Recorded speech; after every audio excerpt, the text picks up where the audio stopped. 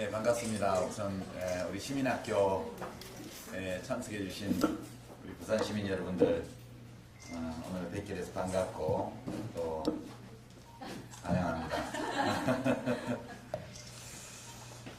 제가 저자 강연을 이렇게 이제 지난 두세 달 동안 하고 다녀서 사실 뭐 이 책에 관해서는 이제 많이 강연을 하고 동영상에 올라 있기도 하고 그래서 시민학교 수강생 여러분들한테까지 막 하던 그런 걸 하기는 좀 그런 것 같아요. 여기는 수준이 되게 높아서. 예, 그래서 조금 제 판단에 이렇게 하면 좀 낫지 않을까 그런 생각에 따라서 한번 내용을 좀 바꿔서 해보겠습니다. 아무래도 우리 시민학교는 노무현 재단에서 하는 시민학교이기 때문에 기본적으로 이제 깨어있는 시민으로서 대한민국의 주권자로서 어떤 권리와 의무 이런 것들을 굉장히 뚜렷하게 이제 생각하시는 분들이고 또 사회나 정치, 우리나라에 대해서 굉장히 깊은 애정과 그런 참여의식 이런 것들을 가지고 계신 분들이시기 때문에 그걸 전제로 해서 다른 곳에서 강연할 때보다는 조금 더 좀 더 높여서 눈높이를 그렇게 한번 해보겠습니다. 오늘 강연 주제가 이제 그럼 어떻게 살 것인가 이런 건데요.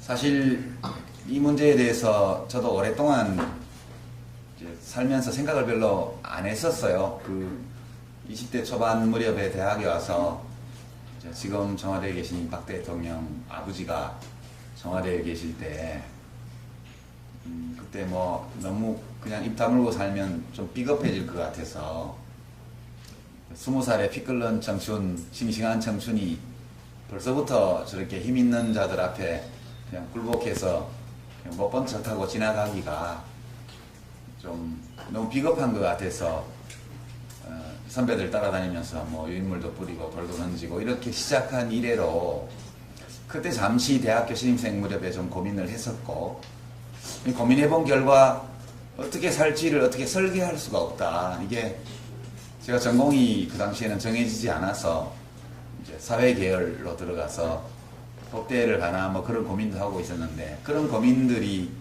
별로 의미가 없는 것 같았습니다. 왜냐하면 어차피 뭐 이렇게 차례가 되면 데모를 주동해서 한 2, 3년 감옥에 갔다 올 거고 그러고 나면 뭐 정상적으로 취직하거나 뭐 국가 일을 하거나 이런 거는 안 될 것 같고 뭐 선배들 흔히 그런 것처럼 번역을 한다든가 뭐 이렇게 하면서 대충 사는 거 아닌가? 그러니까 뭔가 내 삶을 계획하고 설계하고 그렇게 내 자신이 설계한 삶을 잘 살기 위해서 뭘 준비하고 이런 막 스펙도 쌓고 기능도 익히고 이런 것들이 되지를 않는 시절이어서 그냥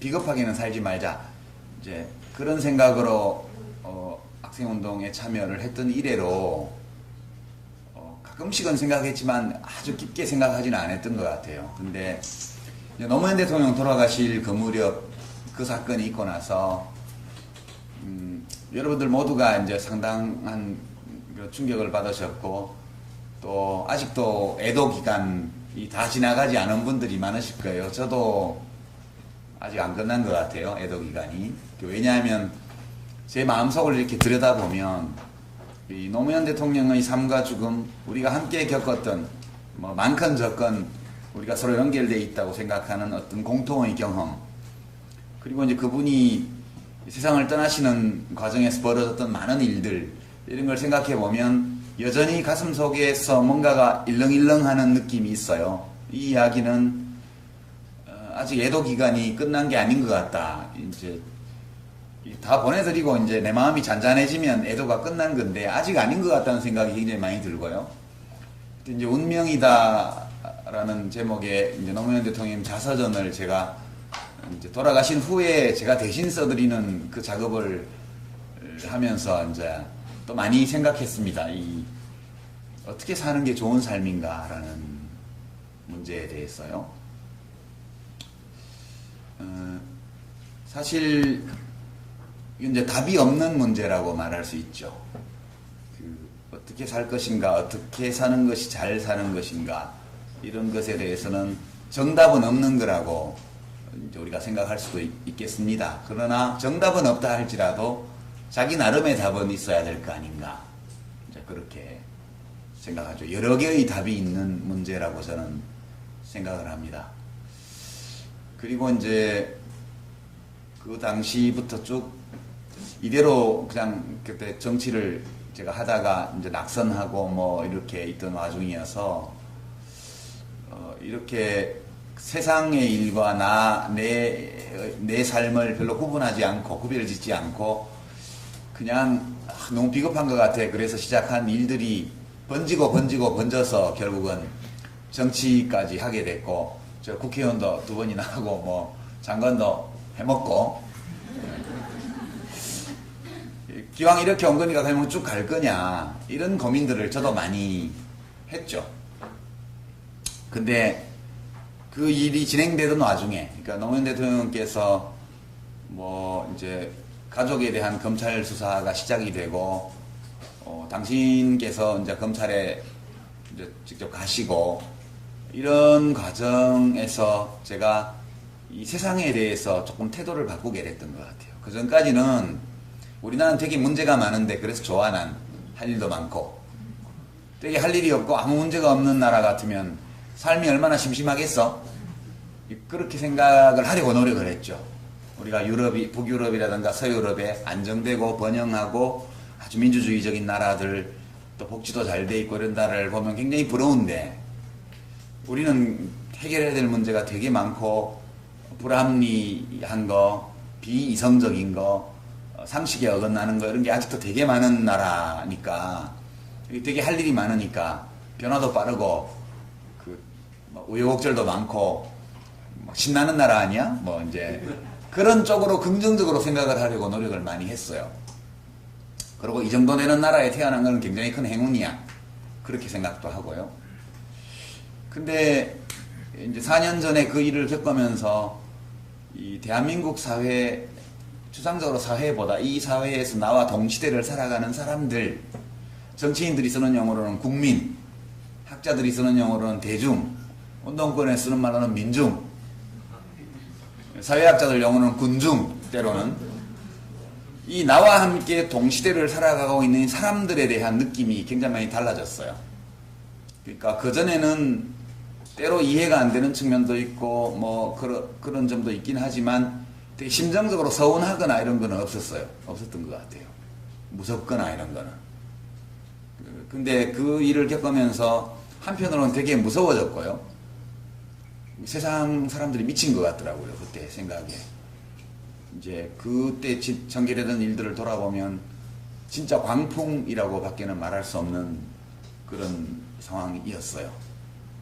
그리고 이제 연속해서 2번 이제 지금 이명박 대통령 거짓말을 엄청 입술에 침도 안 묻히고 낯빛을 하나도 안 바꾸고 입만 열면 필요할 때 모든 거짓말을 다 할 수 있는 사람을 대통령으로 뽑았잖아요. 그리고 5년을 살았고, 그리고 그렇게 거짓말을 하는 것 같지는 않지만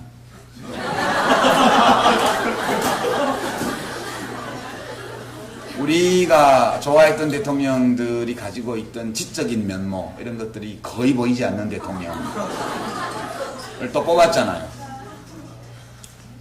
근데 이제 뽑을 때마다 노상 하는 얘기가 잘 살아보세요. 6년 전에는 부자 되고 싶다. 부자 되세요. 여러분 돈 지갑을 두둑히 해드리겠습니다. 국민 성공 시대, 이런 거였고요. 이번에는 또 잘 살아보세요. 이제 속으로 도대체 얼마나 더 잘 살아야 되지? 우리나라가 지금 국민소득이 1인당 2만 불 시대인데요.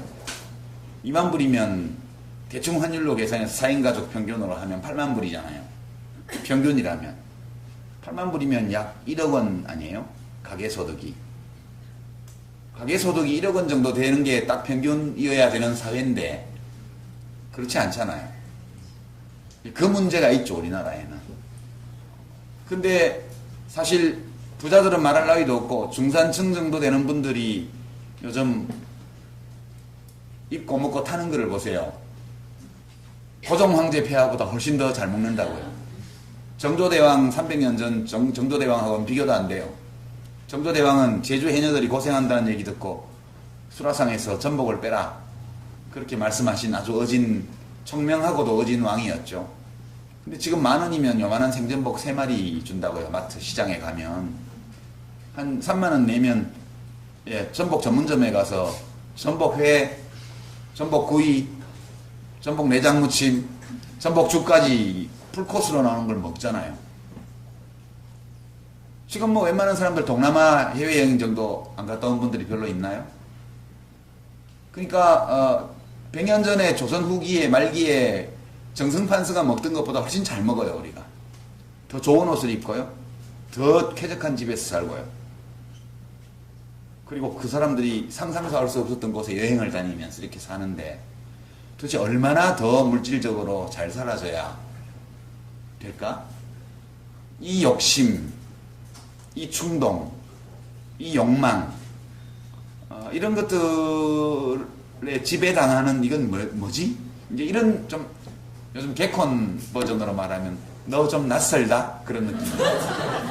갑자기 저와 동시대를 살아온 사람들이 좀 낯설게 느껴지는 시간들이 지난 몇 년간 지속됐던 것 같아요. 그러면서 저는 저 개인적으로 그 전까지 삶에서 세상의 일과 나의 삶을 물론 다른 거지만 별로 심정적으로 구분하지 않고 살았던 데에는 내가 아닌 다른 사람들, 말하자면 군중, 민중, 국민이라고 일컬어지는 동시대를 살아가는 인간 집단에 대해서 정서적 이격, 거리감이 별로 없었어요, 저 개인적으로. 근데 그게 확 생겨버린 거죠. 그래서 이제 저도 어떻게 살아야 되지 이 고민들을 좀 많이 하게 되었던 것 같습니다. 이제 사실 아주 간단하게 이 책에서 제가 말씀드린 내용 또는 뭐 제가 평소에 생각하는 내용을 결론적으로 짧게만 말씀을 드리면 어떻게 살 것인가? 답은 잘 사는 거죠. 잘 산다는 거예요. well-being이죠. well-being. 그 well이 뭘 의미하냐는 사람마다 다르겠지만 포괄적으로 보면, 그리고 잘 산다는 거에는 잘 죽는 것까지 포함되는 거죠. 잘 사는 건데 어떻게 하는 게 잘 사는 거지? 어떻게 사는 게 잘 사는 거지? 그렇게 들어간다면 답은 내가 원하는 삶을 내가 옳다고 믿는 방식으로 사는 거예요. 왜냐하면 우리는 사실 어떤 목적을 가지고 이 세상에 온 존재는 아니거든요. 물론 저희가 어렸을 때는 목적이 있다고 배웠죠. 민족중흥의 역사적 사명. 우리는 민족중흥의 역사적 사명을 띠고 이 땅에 태어났다. 그렇게 국민교육훈장 첫 문장이 시작되잖아요. 그때는 저도 제가 민족중흥의 역사적 사명을 띠고 난 줄 알았어요. 근데 그건 사실은 박정희 대통령이 개인적으로 자기를 그렇게 생각한 거죠. 나는 민족중흥의 역사적 사명을 띠고 이 땅에 태어났다라고 그분이 생각한 거예요. 자기 혼자 그렇게 생각하면 될 일이지. 그거를 국민교육원장을 만들어서 온 국민한테 갖다 먹인 거 아니에요? 사실 그렇게 생각할 자유는 있어요, 각자에게. 그러나 증거는 없죠. 누군가가 민족중흥의 역사적 사명을 띠고 태어났다는 증거가 어디 있습니까? 되게 태어난 것은 아빠의 방심, 아빠의 실수, 엄마의 방심, 그놈의 이술 때문에 뭐 등등의 다양한 이유로 생겨나잖아요, 애들이. 또는 사랑의 결실로. 그렇지만 우리가 선택해서 여기 온 사람은 없습니다.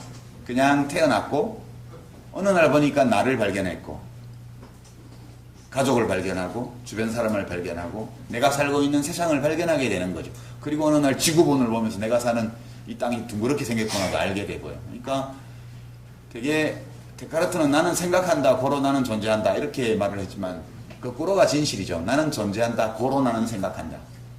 존재가 먼저고 우리들의 생각은 그 다음에 생긴 거예요. 그러니까 우리가 이 세상에 온 거는 어떤 목적이나 이유가 있어서 온 게 아니고 무엇인가에 내가 기여하려고 온 게 아니고요.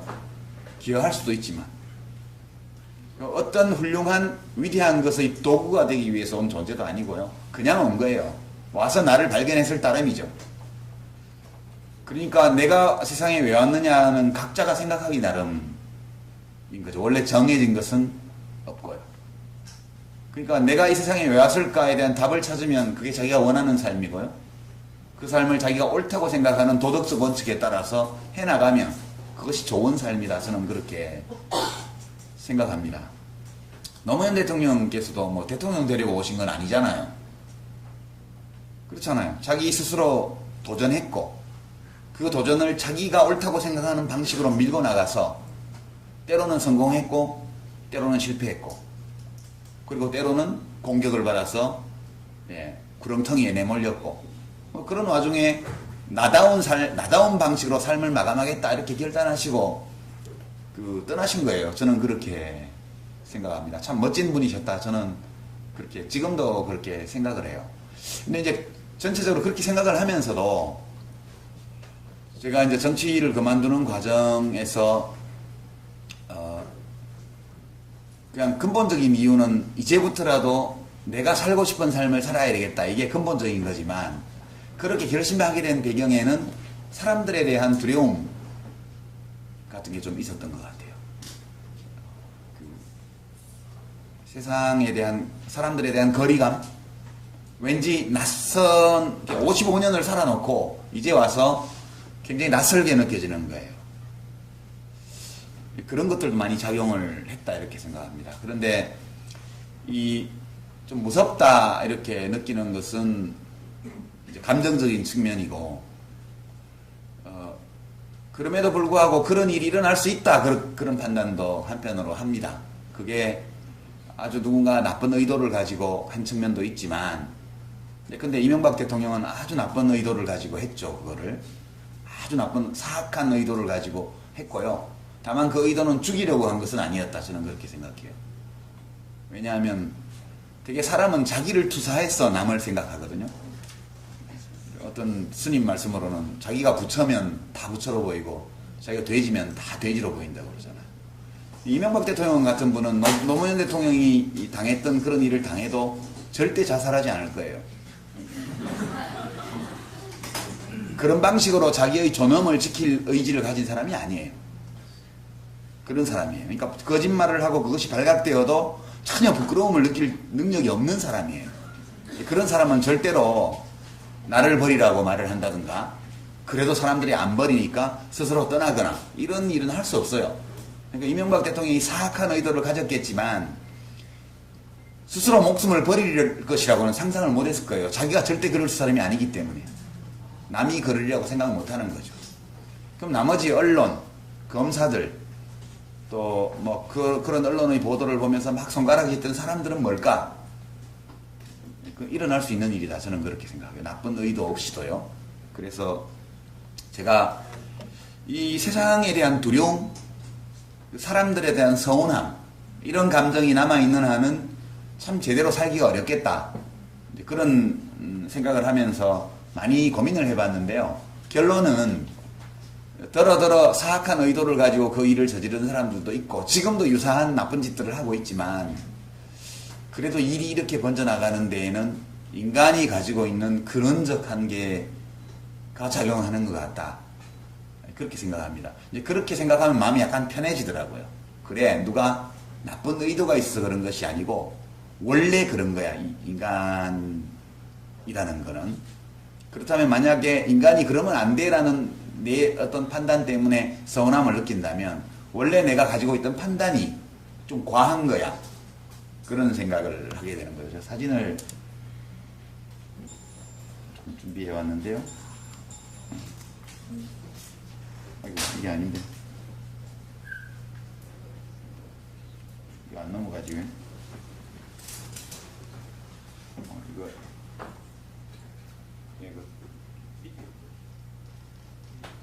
예.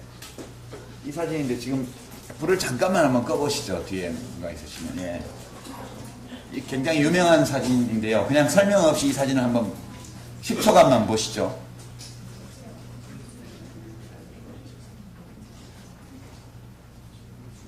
제가 노무현 대통령 서거와 관련되어서 몰아쳤던 언론의 광풍과 민심의 광풍 이런 것들이 무엇이었나? 지금 와서 그걸 어떻게 생각할 건가? 내 마음속에 여전히 남아있는 두려움에 대해서 내가 어떻게 판단해야 될까? 그런 고민을 하면서 이 사진을 보고 많은 것들을 느꼈어요. 이제 불 켜셔도 되겠습니다. 다 보셨죠? 이 사진은 1990년대에 아프리카 수단 지역에서 촬영된 사진입니다. 어떤 전문 사진 작가가 찍었고요. 뉴욕타임즈에 게재되었고 퓰리처상을 받았습니다. 이 사진으로. 근데 이제 그 작가는 약 1년이 지나고 나서 자살을 합니다. 30대 초반의 젊은 아주 촉망받는 작가였죠. 이제 이 사진을 보셨겠지만 뒤쪽에 있는 거는 멀리 있는 독수리고요. 앞에 있는 것은 죽어가는 작은 아이입니다. 여자아이였다고 그러는데요. 그 당시 수단은 내전이 벌어져서 정치적 혼란이 극도로 이제 심했고 그런 가운데 부족 간의 약탈, 방화, 살인, 강간 이런 범죄들이 그냥 사방에서 벌어졌고 그렇게 해서 아주 수많은 난민들이 발생해서 국외로도 도망 못 가고 거기에서 죽어가는 그런 상황에 국제기구가 이제 구호 활동을 하러 들어갔죠. 그때 언론인들이 종군 기자처럼 같이 들어가서 이 작가는 당시 사진작가로서 가서 프로 사진작가로 가서 구호소에서 멀리 떨어진 곳에는 무슨 일이 벌어지고 있나 그것이 매우 궁금해서 혼자서 구호소에서 멀리 떨어진 지역까지 나갔습니다. 가다가 우연히 저 장면을 찍게 되었죠. 이 독수리는 죄가 없어요. 보면 독수리가 미워 보이는데 독수리는 죽은 고기만 먹기 때문에 저 아이가 죽기를 기다리고 있는 거예요. 그냥 독수리는 자기의 자연적 본능대로 행동을 하고 있는 거고요. 저 아이는 지금 죽어가고 있죠. 부모는 어딘지 아마 죽었겠죠. 저 아이가 어떤 고통을 느끼고 있을지 여러분 전달이 되죠? 전해지죠? 여러분들한테 목이 마르고 배가 고프고 공포감에 사로잡혀 있고 이 상황이 뭔지를 몰라요. 우리가 이 사진을 볼 때 가슴이 갑자기 막 이상한 느낌에 사로잡히는 것은 저 아이가 토끼나 사슴이나 노루가 아니고 저게 사람이기 때문에 그래요. 우린 다 알고 있죠. 나와 같은 종에 속한 개체이고 우리와 똑같은 감정과 생각하는 능력을 가지고 있는 사람이고 저 아이가 환경이 좋은 곳에서 태어났더라면 되게 우리가 살면서 느끼는 기쁨, 환희, 황홀감, 맛있는 음식 그런 거요. 그런 즐거움을 다 누릴 수 있는 아이라는 걸 우리가 다 알고 있죠. 그러니까 실제 우리가 저 상황이 있지를 않고 수십 년 전의 상황이지만 저 사진을 보면 그 고통이 우리들에게 그냥 느껴집니다. 이게 신경생리학적으로는 우리 대뇌 피질에 있는 거울 신경세포, 미러뉴런이라고 이제 생물학자들이 이름 붙인 그 세포 때문이라고 그래요. 그러니까 일종의 텔레파시 기능을 하는 건데 소통을 직접 하지 않고도 다른 사람이 느끼는 고통, 아픔 또는 기쁨 이런 것들을 그대로 다른 사람이 느낄 수 있게 자기가 느낄 수 있게 해주는 미러뉴런이 있다고 해요. 이것 때문에 어린아이들이 엄마의 표정을 흉내내고요. 표정 변화만으로도 어른들의 생각의 변화를 끌어낼 수 있다고 그래요. 이런 소통, 감정의 교류 이런 것들이 필요하기 때문에 그러니까 어떤 메시지가 아닌 그런 메시지를 통하지 않은 직접적인 감정의 교류 이런 것들을 하기 위해서 굉장히 정교한 안면 근육을 발전시켰고 그리고 그런 것들을 인식할 수 있는 아주 정교한 안면 인지 능력을 우리가 가졌다는 게 이제 생물학자들의 설명인데요. 제가 하려는 얘기는 그 사진작가의 죽음과 관련된 얘기예요. 이 사진이 뉴욕타임즈에 게재되자마자 신문사로 엄청난 항의가 쏟아집니다. 작가에 대한 말도 못할 비난이 쏟아지고요. 항의, 전화, 편지 이런 것들 때문에 뉴욕타임즈의 업무가 마비될 상황까지 갔었다고 그래요. 어떤 항의 전화였는지 짐작이 되시죠? 되게 이 사진을 보면 첫 번째 드는 느낌이 아픔, 슬픔, 고통 이런 거예요. 연민. 조금만 더 들어가면 그냥 분노로 가게 돼요. 분노가 첫째로는 저 너머의 나라의 위정자들은 도대체 뭐 하는 놈들이야? 부터 시작했어요. 그 다음에 더 깊이 들어가면, 누가 찍은 거야? 그리고 저 사진작가는 저 상황에서 사진이나 찍고 있단 말이야. 저 애는 어떻게 됐지? 아무 설명이 없잖아요. 그러니까 저 상황을 보면서 사진을 찍은 행위에 대한 분노예요. 그래서 이제 비윤리적이다.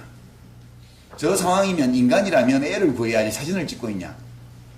사진작가로서의 명성이 그렇게 중요하냐? 그리고 이런 비윤리적인 사진을 실어준 뉴욕타임즈는 뭐냐? 연쇄적으로 그런 분노들이 일어난 거예요. 아주 자연스러운 감정입니다. 그리고 이제 작가가 자살을 한 것은 그 비난 때문만은 아니고 다른 개인적인 여러 가지 어려움이 겹치면서 1년쯤 지나서 자살을 합니다.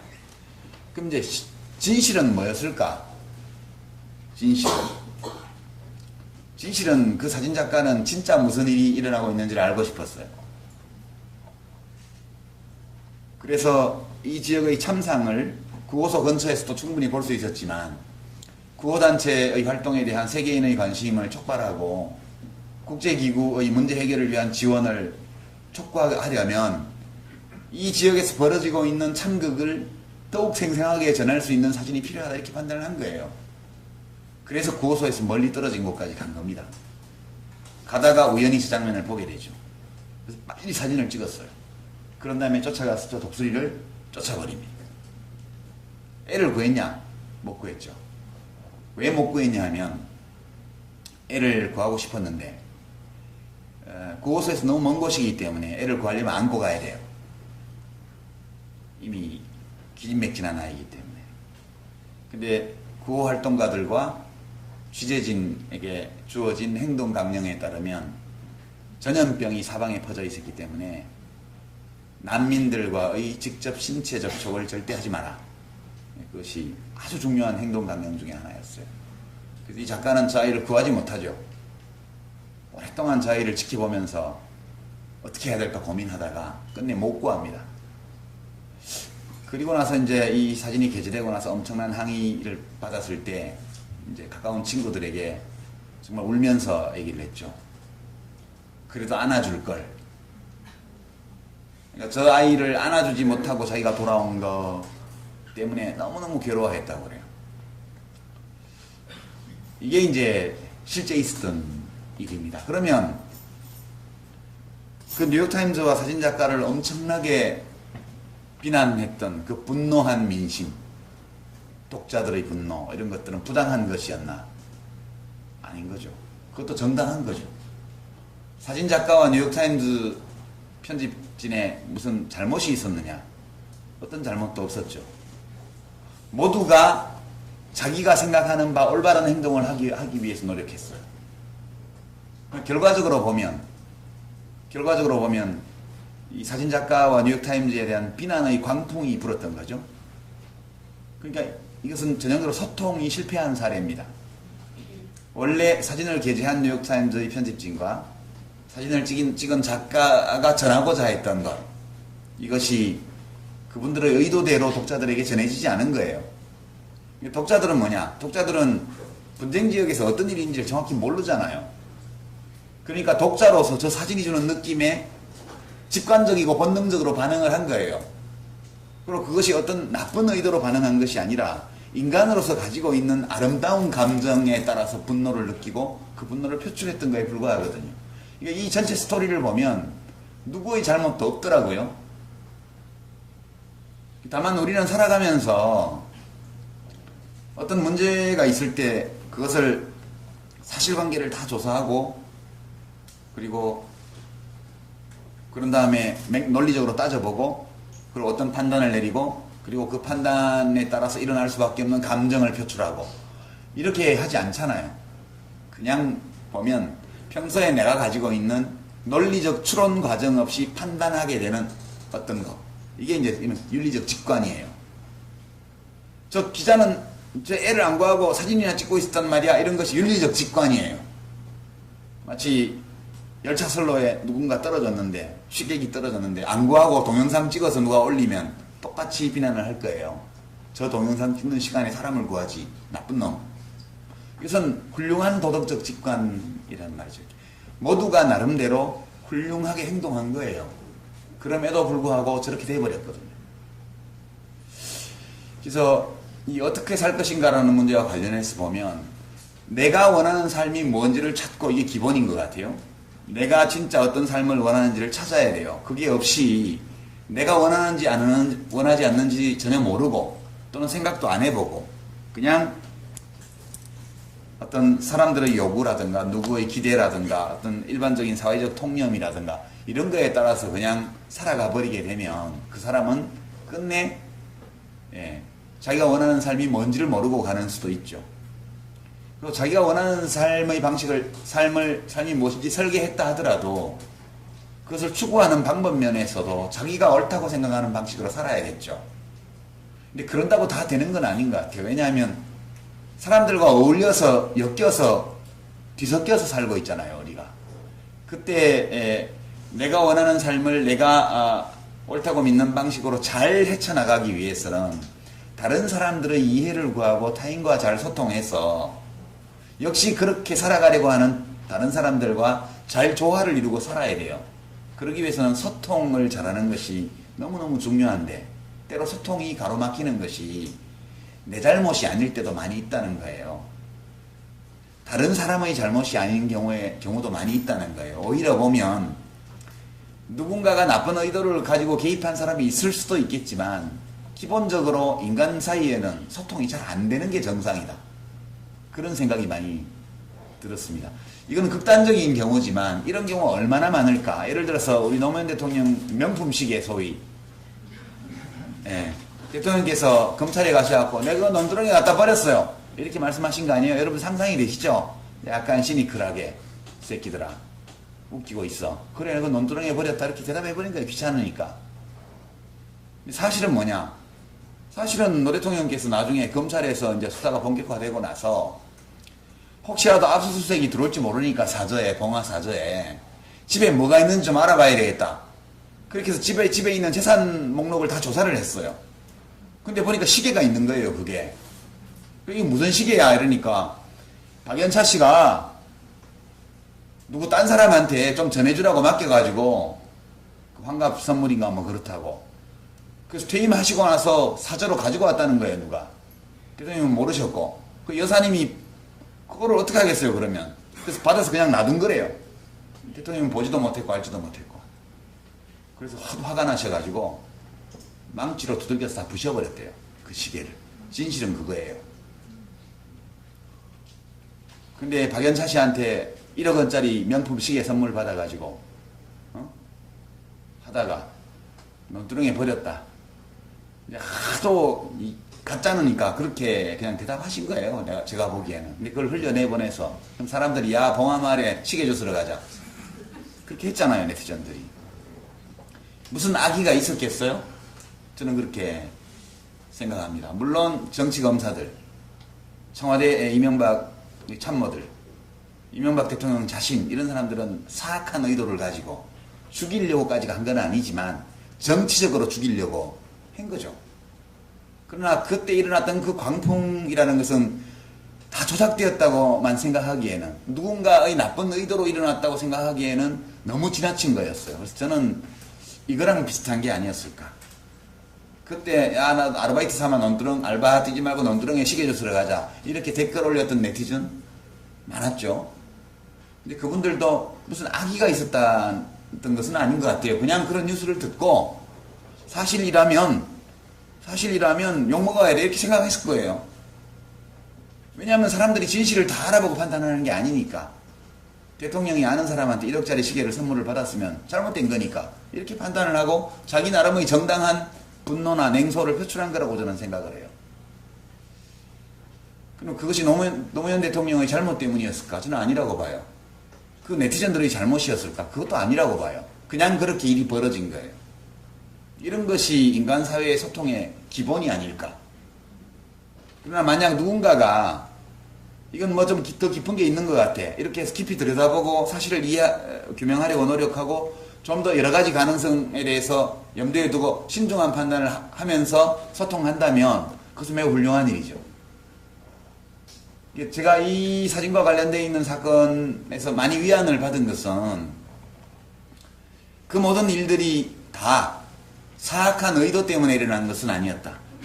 인간의 삶에서는 그런 일이 왕왕 일어난다. 또는 일반적으로 그것이 일어날 개연성이 매우 높은 일이다. 개인의 삶에서도 보면 아무리 자기는 잘하려고 해도 직장 상사가 계속 구박을 한다든가, 자기는 좋은 의도로 뭐 입사 동기한테 무슨 말을 했는데 그쪽에서는 이상하게 받아들인다. 이런 일을 많이 겪잖아요.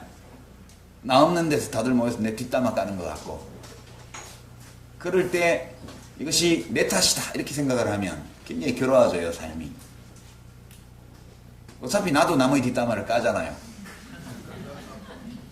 그리고 나도 다른 사람의 행위에 대해서 그 사람이 진짜 무슨 의도로 무슨 뜻으로 그런 걸 할까라기보다는 내가 그냥 직관적으로 받은 어떤 느낌에 따라서 판단을 하잖아요. 다들 그렇게. 내가 타인에 대해서 그렇게 하기 때문에 타인이 나에 대해서 그렇게 하는 것도 자연스러운 거다. 이렇게 생각하면 내가 알고 있는 100명의 동시대인 중에 90명하고는 그런 식으로 소통이 되고, 다만 10명, 단 10명만 그래도 서로 깊이 이해하면서 소통이 된다. 그러면 안 되는 사람이 90명, 되는 사람이 10명이니까 삶이 되게 외로워 보이죠. 그게 아니고 100명 중에 10명씩이나 그런 사람이 있기 때문에 인생은 굉장히 아름다울 수 있다. 이렇게 생각하는 게 맞는 게 아닌가. 그런 생각이 많이 들었습니다. 그래서 저는 이제 질의응답 시간을 오히려 많이 가지는 게 좋을 것 같았어요. 이제 세부 내용이 궁금하시면 책을 참조해 주시고요. 지금 세상을 얼마나 오랫동안 이미 살았건 간에, 그리고 우리 삶이 내일 당장 끝날 수도 있죠. 오늘 강연 마치고 오늘 밤 어디 또 부산에 가서 사람들 만나고 자고 아침 비행기로 내일 코엑스에서 서울국제도서전 또 강연이 있어서 가는데 비행기가 떨어질 수도 있잖아요. 서든 데스로 그냥 삶이 그냥 갑자기 끝날 수도 있고요. 또는 앞으로 제가 한번 4, 50년 더 살 수도 있어요. 그걸 모르는 거거든요. 그렇기 때문에 삶이 얼마나 지속되었는가는 사람마다 이미 확인되지만 앞으로 더 얼마나 지속될지는 알 수 없는 거예요. 그래서 그런 불확실성 속에서 우리가 삶을 살아나갈 때 예측되는 혹은 뭐 대체로라도 전망되는 남은 삶이 이 길이가 얼마나 되건 간에 그것이 단 하루이건 또는 10년, 20년, 30년이건 50년이건 그 남은 시간을 진짜 내가 원하는 삶을 사는 거, 그게 제일 좋은 것 같아요. 그리고 그 삶을 내 방식대로 사는 거. 그리고 그렇게 살아가면서 타인과 관계 맺고 소통하고 교감하고 이런 것이 필수적인데, 모든 사람과 다 잘 소통되고 교감되고 공감을 이루지 못한다 할지라도 그 책임이 나에게 있는 것은 아닌 경우가 많다.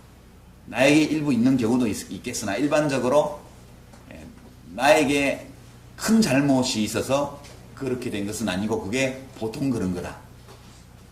그리고 그런 어려움을 겪는 와중에도 적어도 내 곁에 언제든 전화하고 만나서 속마음을 털어놓고 이야기할 수 있고, 그런 나를 있는 그대로 이렇게 보고 이해하고 껴안아줄 수 있는 사람이 단 몇 명이라도 있다면, 그러면 그런 삶을 살아나갈 수 있다, 그런 생각을 합니다. 이게 논리적인 생각인데 그럼에도 불구하고 여전히 서운함이 있죠, 저는. 서운함이 있는 것 같아요. 그리고 내 삶을 어떻게 사는가, 이것이 되게 중요한 시기에 와 있다, 그런 판단을 하고, 우리 사회가 정말 상식이 통하고 원칙이 바로 선 사회가 되기 위해서는 이제는 제도의 개선만으로는 한계에 왔다, 저는 그렇게 느낍니다.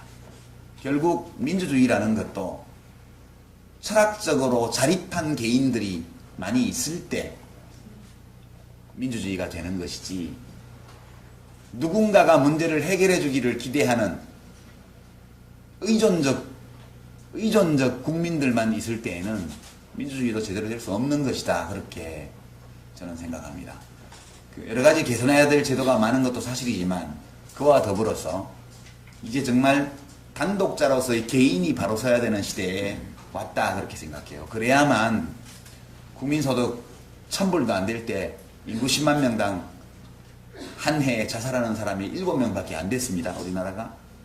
국민소득 2만 불인 시대에 1년에 10만 명 중에 35명이 스스로 목숨을 끊는 시대를 우리가 살고 있습니다. 그렇게 국민소득이 20배가 되는 동안 자살자 수가 4배로 늘어났다면 자살에 이르지는 않았지만 그러나 삶을 불행감 속에서 삶을 살아가는 사람들, 엄청난 억압을 느끼면서 사는 사람들 얼마나 많겠어요? 그것을 국가가 어떻게 구할 수 있을까? 저는 그건 안 되리라고 봐요. 각자 내 삶을 내가 구하고 그리고 나와 관계 맺고 살아가는 사람들이 자기 삶을 구할 수 있도록 서로 돕고 격려하고 연대하고 이런 노력들이 제도 개선을 위한 개별적 집단적 노력과 함께 병행될 때 우리 대한민국이 그런 독립적 주체적 개인으로 구성되는 어떤 연대의 공동체로서 더 질적 발전을 할 수 있는 시대가 올 수 있는 게 아닐까. 그게 노 대통령이 평소에 즐겨 말씀하시던 깨어있는 시민이라는 건 바로 그런 존재라고 생각해요. 단순히 정치에 관심을 가지고 자원봉사를 많이 하고 그런 시민이 아니고요. 자기 삶의 주인으로 자기 발로 우뚝 선 철학적으로 독립한 그런 개인만이 조직을 건전하게 발전시킬 수 있고요. 사회를 건강하게 만들 수 있고요.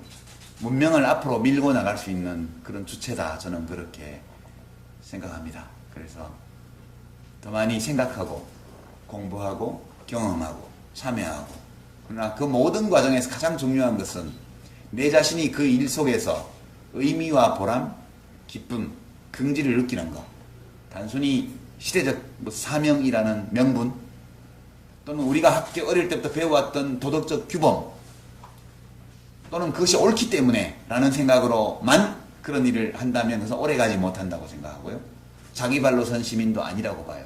결국은 내 스스로 그것의 의미를 부여할 수 있고 내 스스로 그것에서 기쁨을 발견할 수 있고 그런 활동으로 보낸 하루가 작은 인생으로서 매일매일 나에게 의미를 가지는 그런 삶을 사는 시민들이 많아졌을 때 그럴 때라야 좀 더 지성미 있는 대통령을 가질 수 있고 정직한 대통령도 가질 수 있지 않나 그렇게 좀 바랍니다. 고맙습니다. 네, 그렇게 하고 이제 제가 거진 한 45분 말씀드렸는데요. 또한 하여튼 한 4, 50분 정도 제가 준비한 이야기는 이런 건데 여러분들은 좀 다른 거에 관심을 가지고 또 오셨을 수도 있기 때문에 오늘 제 강연 내용에 관련된 것도 괜찮고 또 다른 것도 괜찮고 이렇게 손들어서 말씀해 주시면 벌써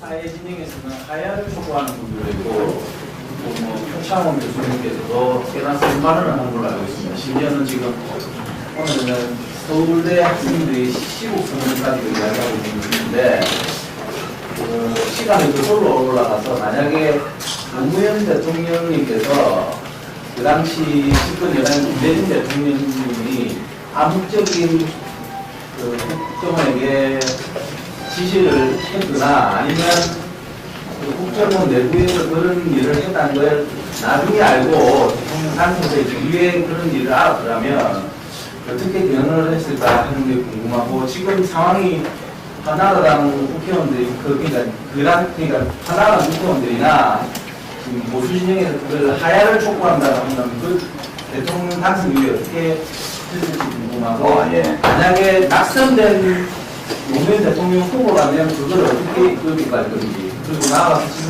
요번에 국정원 댓글 사건이 요번 대선에 끼친 영향이 한 몇 프로의 영향을 끼쳤습니까?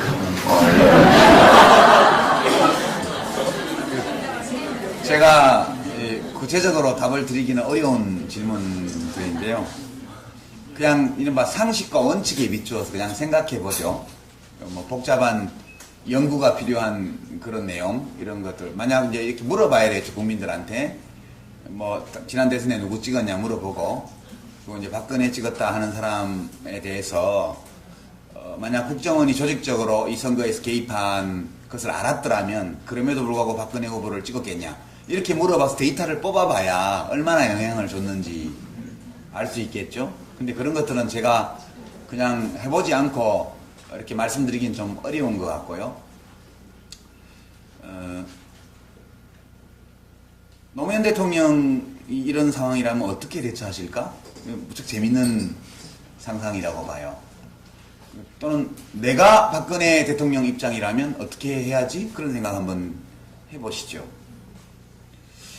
근데 그건 이제 경우에 따라 다른 것 같아요. 이게 이제 이 국정원의 선거 개입 경우에는 우리 노무현 대통령 때도 마찬가지였는데요. 법적인 문제가 있죠. 법적인 문제는 이제 사실에 입각해서 판단을 해야 돼요. 그러니까 당시 노무현 대통령의 경우에 박연차 씨가 줬다는 뭐 100만 불 이런 거에 대해서 그 문제와 관련해서 또는 연철호 씨와 관련해서 뭐 500만 불 그러니까 600만 불이라고 그랬잖아요.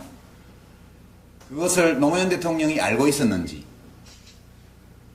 알고 묵인했는지 또는 알고 그렇게 하도록 영향을 미쳤는지 그런 거를 따져봐야 돼요. 알고 있었고 그렇게 되도록 영향을 미쳤다면 그럼 이제 이 범죄 구성 요건을 충족하게 되죠. 그런데 법정에서 다퉈야 될 문제입니다. 근데 당시까지 확실한 것은 검찰이 노무현 대통령이 영향을 미쳤다는 아무런 증거도 갖고 있지 않았고 또 노무현 대통령이 알고 계셨다는 증거도 아무것도 없었어요. 그러니까 이 범죄와 관련해서는 법률적으로 범죄를 구성하는 요건이 충족되어 있냐 아니냐를 따져야 돼요. 그래서 노 대통령께서 피의자의 권리로서 수사팀의 교체를 요청하신 적이 있잖아요. 이명박 대통령한테. 그러니까 전직 대통령 퇴임한 지 1년밖에 안 되셨는데 다 버리고 그냥 국민의 한 사람으로서 헌법이 보장하고 있는 피의자의 권리만 주장을 하셨던 거잖아요. 그건 굉장히 존경할 만한 태도라고 저는 생각을 해요. 어떤 특권도 바라지 않으셨어요. 그냥 한 시민으로서 헌법에 의거해서 당연히 국가에 대해서 요구할 수 있는 권리 그것만 요구를 하셨거든요. 이제 박근혜 대통령이 과연 그러면 국정원의 선거 개입 사실을 알았느냐라는 문제가 있죠. 두 번째는 알면서 그렇게 하도록 또 영향력을 미쳤느냐. 만약 이 두 가지가 다 확인된다면 그거는 박근혜 대통령 자신이 범죄를 저지른 게 돼요. 그쵸? 그거는 심각해지죠. 근데 우리는 그거에 대해서 판단할 수 있는 걸 갖고 있질 않아요 지금. 그러니까 그 문제에 대해서는 일단 판단을 미룰 수밖에 없는 것 같아요. 지금 박근혜 대통령이 후보 시절에 국정원이 그런 짓거리들을 하고 있다는 걸 알고 있었는지 알면서도 그것을 은폐하거나 또는 그것을 집행하도록 영향을 미친 적이 있는지 이런 것들은 판단할 수 있는 근거가 아무것도 없기 때문에 지금 말하기가 어려워요. 그리고 이제 낙선한 후보 입장에서 보면 문재인 전 후보, 문재인 의원의 대응이 저는 옳다고 봐요. 이런 문제를 거론한 건 남들이 하는 거고 같이 라이벌로 겨루었던 낙선한 후보 입장에서 보면 지금 불확실한 이런 문제를 두고 사실관계가 확실치 않은데 뭐 하야를 해라는 둥 뭐 이런 얘기를 하는 것은 정치도 이상 옳지도 않고 또 한때 국가를 책임지는 대통령이 되려고 했던 분으로서 책임성 있는 태도는 아니라고 봐요. 그래서 박영선 의원이 엘고어하고 비교를 해서 얘기를 했는데 그건 뭐 적절한 비교였다 그렇게 생각을 합니다. 문재인 의원님 입장에서는 박근혜 대통령한테 법적 책임이나 혹은 정치적 책임을 묻는 것은 적절치 않다. 이 얘기는 그냥 대통령직을 수행하라는 뜻입니다. 그것은 매우 적절한 태도라고 저는 보고요. 이제 박근혜 대통령 입장에서는 어떻게 하는 게 옳을까 하면 두 가지 측면이 있는 것 같아요. 하나는 우선 그날 잠금 사건, 그러니까 오피스텔 잠금 사건입니다. 그걸 이제 감금 사건, 감금은 안에 있는 사람이 나오려고 그러는데 못 나오게 밖에서 하면 그게 감금이죠. 근데 그 당시 경찰관과 선관위에서 다 와서 문 열고 나오라고 했는데 문 걸어 잠그고 안 나왔잖아. 그러니까 이것은 이제 오피스텔 잠금 사건이라고.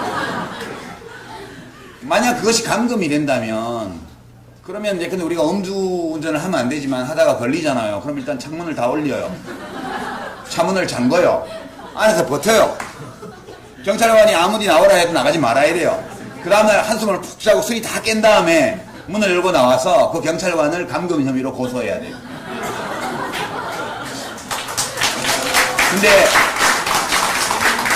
근데 그 사건이 터졌을 때 TV 토론에서 박근혜 후보, 당시 후보가 젊은 여성의 인권을 유린한 감금 사건이라고 그랬어요. 아니잖아요. 최소한 검찰 발표까지 드러난 사실들을 보면 국정원이 명백히 조직적인 국정원법 위반, 선거법 위반의 범죄를 저지른 거예요. 물론 사법적 판단은 더 시간이 가봐야 되겠지만. 그러나 적어도 그것이 젊은 여성의 인권을 유린한 감금 사건이 아니었다는 것만큼 명백해요.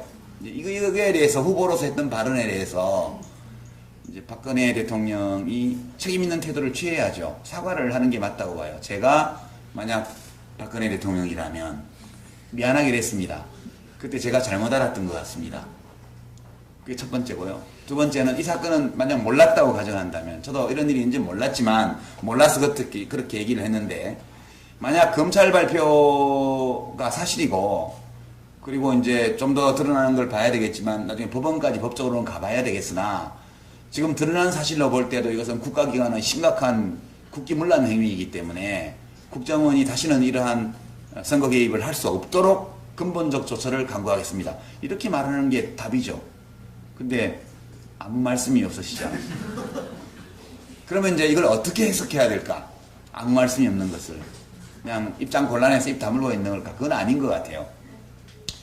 박근혜 대통령에 대해서는 제가 뭐 험담하려는 것은 아니고, 우리가 좋아했던 대통령들만큼의 인텔리전스, 총명함을 기대하기는 어렵다고 제가 굉장히 여러 차례 말씀드렸잖아요.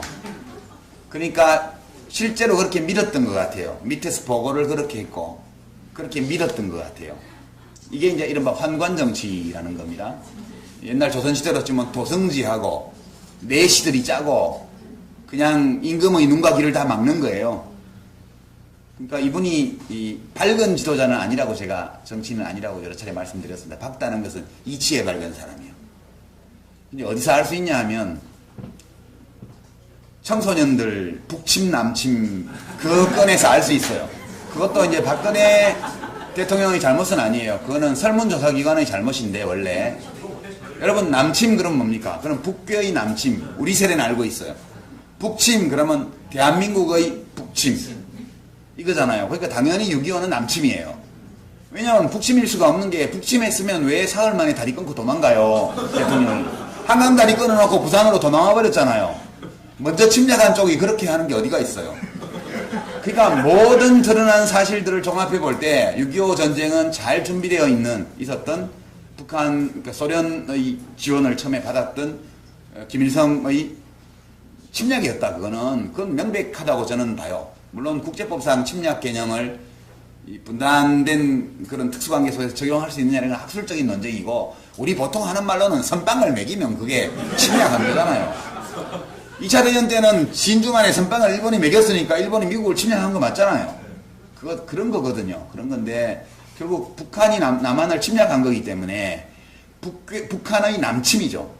그러니까 청소년들이 남침 이렇게 답을 해야 되는데 다 그렇게 생각해요. 100명이면 99명, 100명 다.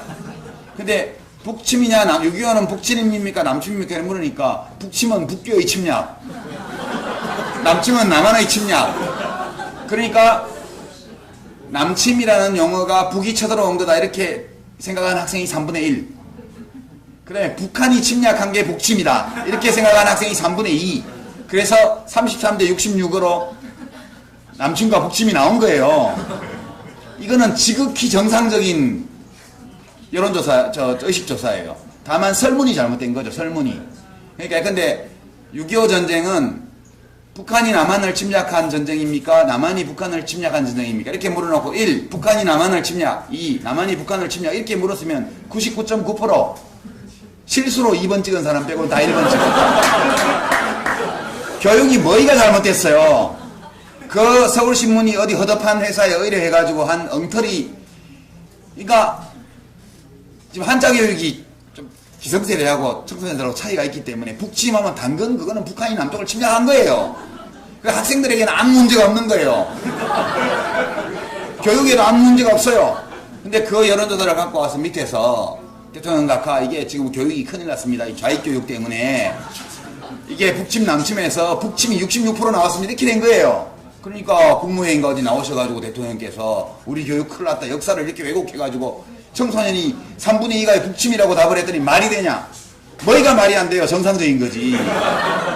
이 얘기는 뭘 얘기하냐면 박근혜 대통령에게 인텔리전스가 부족하다는 뜻이에요.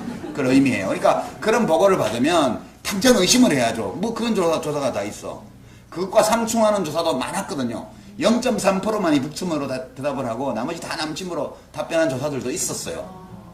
예. 그러니까 0.3%도 왜 나왔냐? 그건 잘못 대답한 거죠.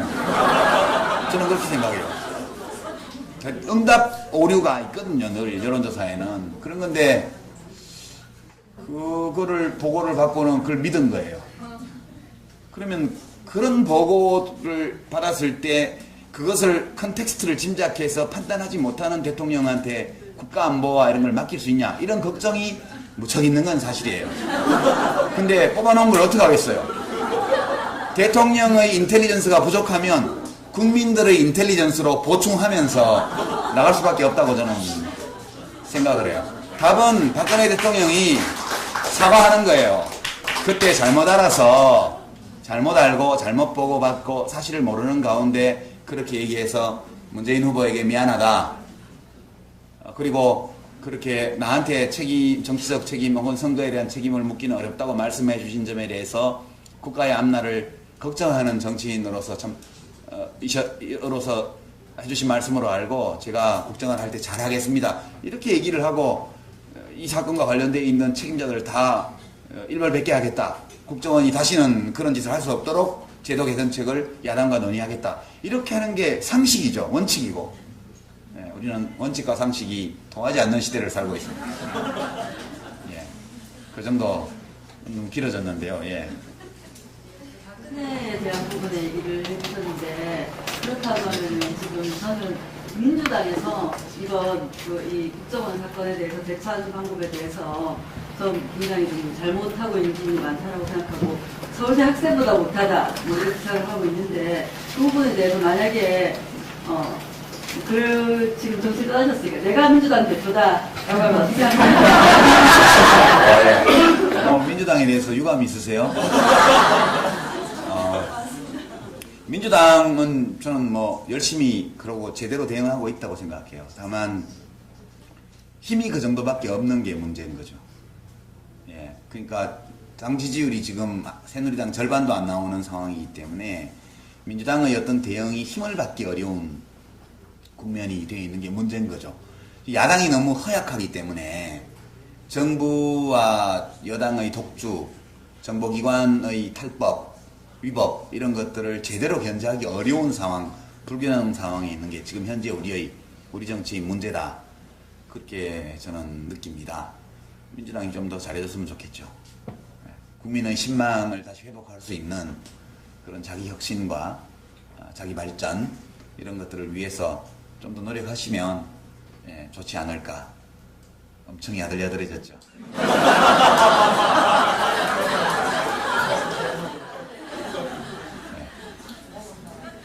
예.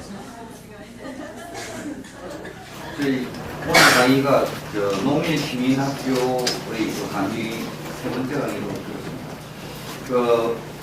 정치적 관심이 우리 저희들 국민들 시민들이 정치적 무관심이라고 하지만 관심이 아주 세계적 다른 나라와의 비교해봐서 아주 강한 것으로 생각을 합니다. 그런데 5천년 역사를 주장하고 우리가 강조하고 자랑하고 있지만 실제로는 일제 이후 45년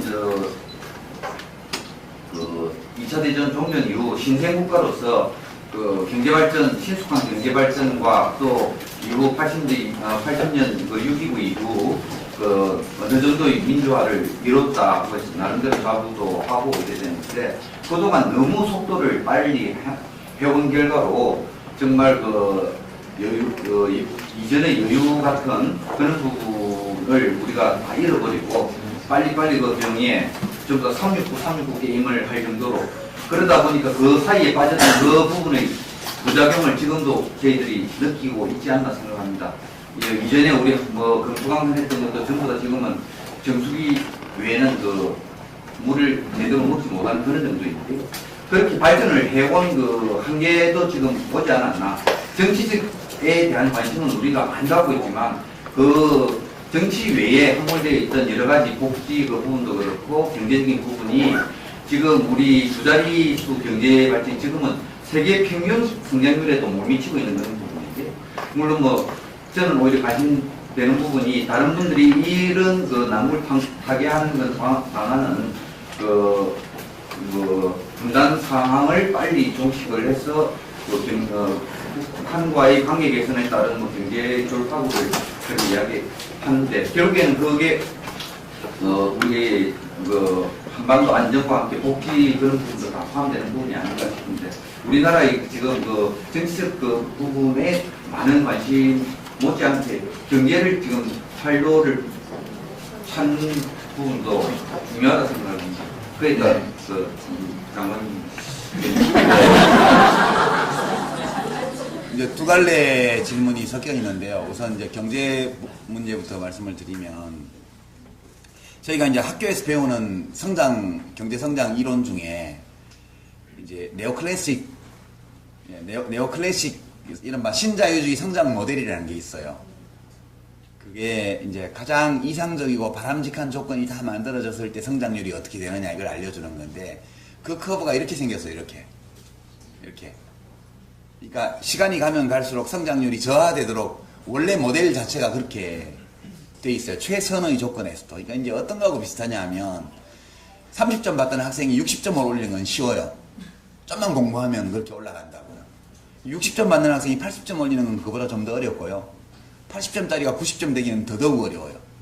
그런 이 생산량이 늘어날수록 원래의 생산 수준이 높기 때문에 추가적인 생산을 같은 양을 하더라도 성장률은 계속 내려가게 되어 있습니다. 물론 칼 마르크스는 이걸 다른 원인에 의해서 분석을 했지만 신자유주의 경제학의 이 원래의 원론적인 성장 모델에 따르더라도 국민소득이 올라가면 올라갈수록 성장률은 지체되게 되어 있는 게 기본적인 겁니다.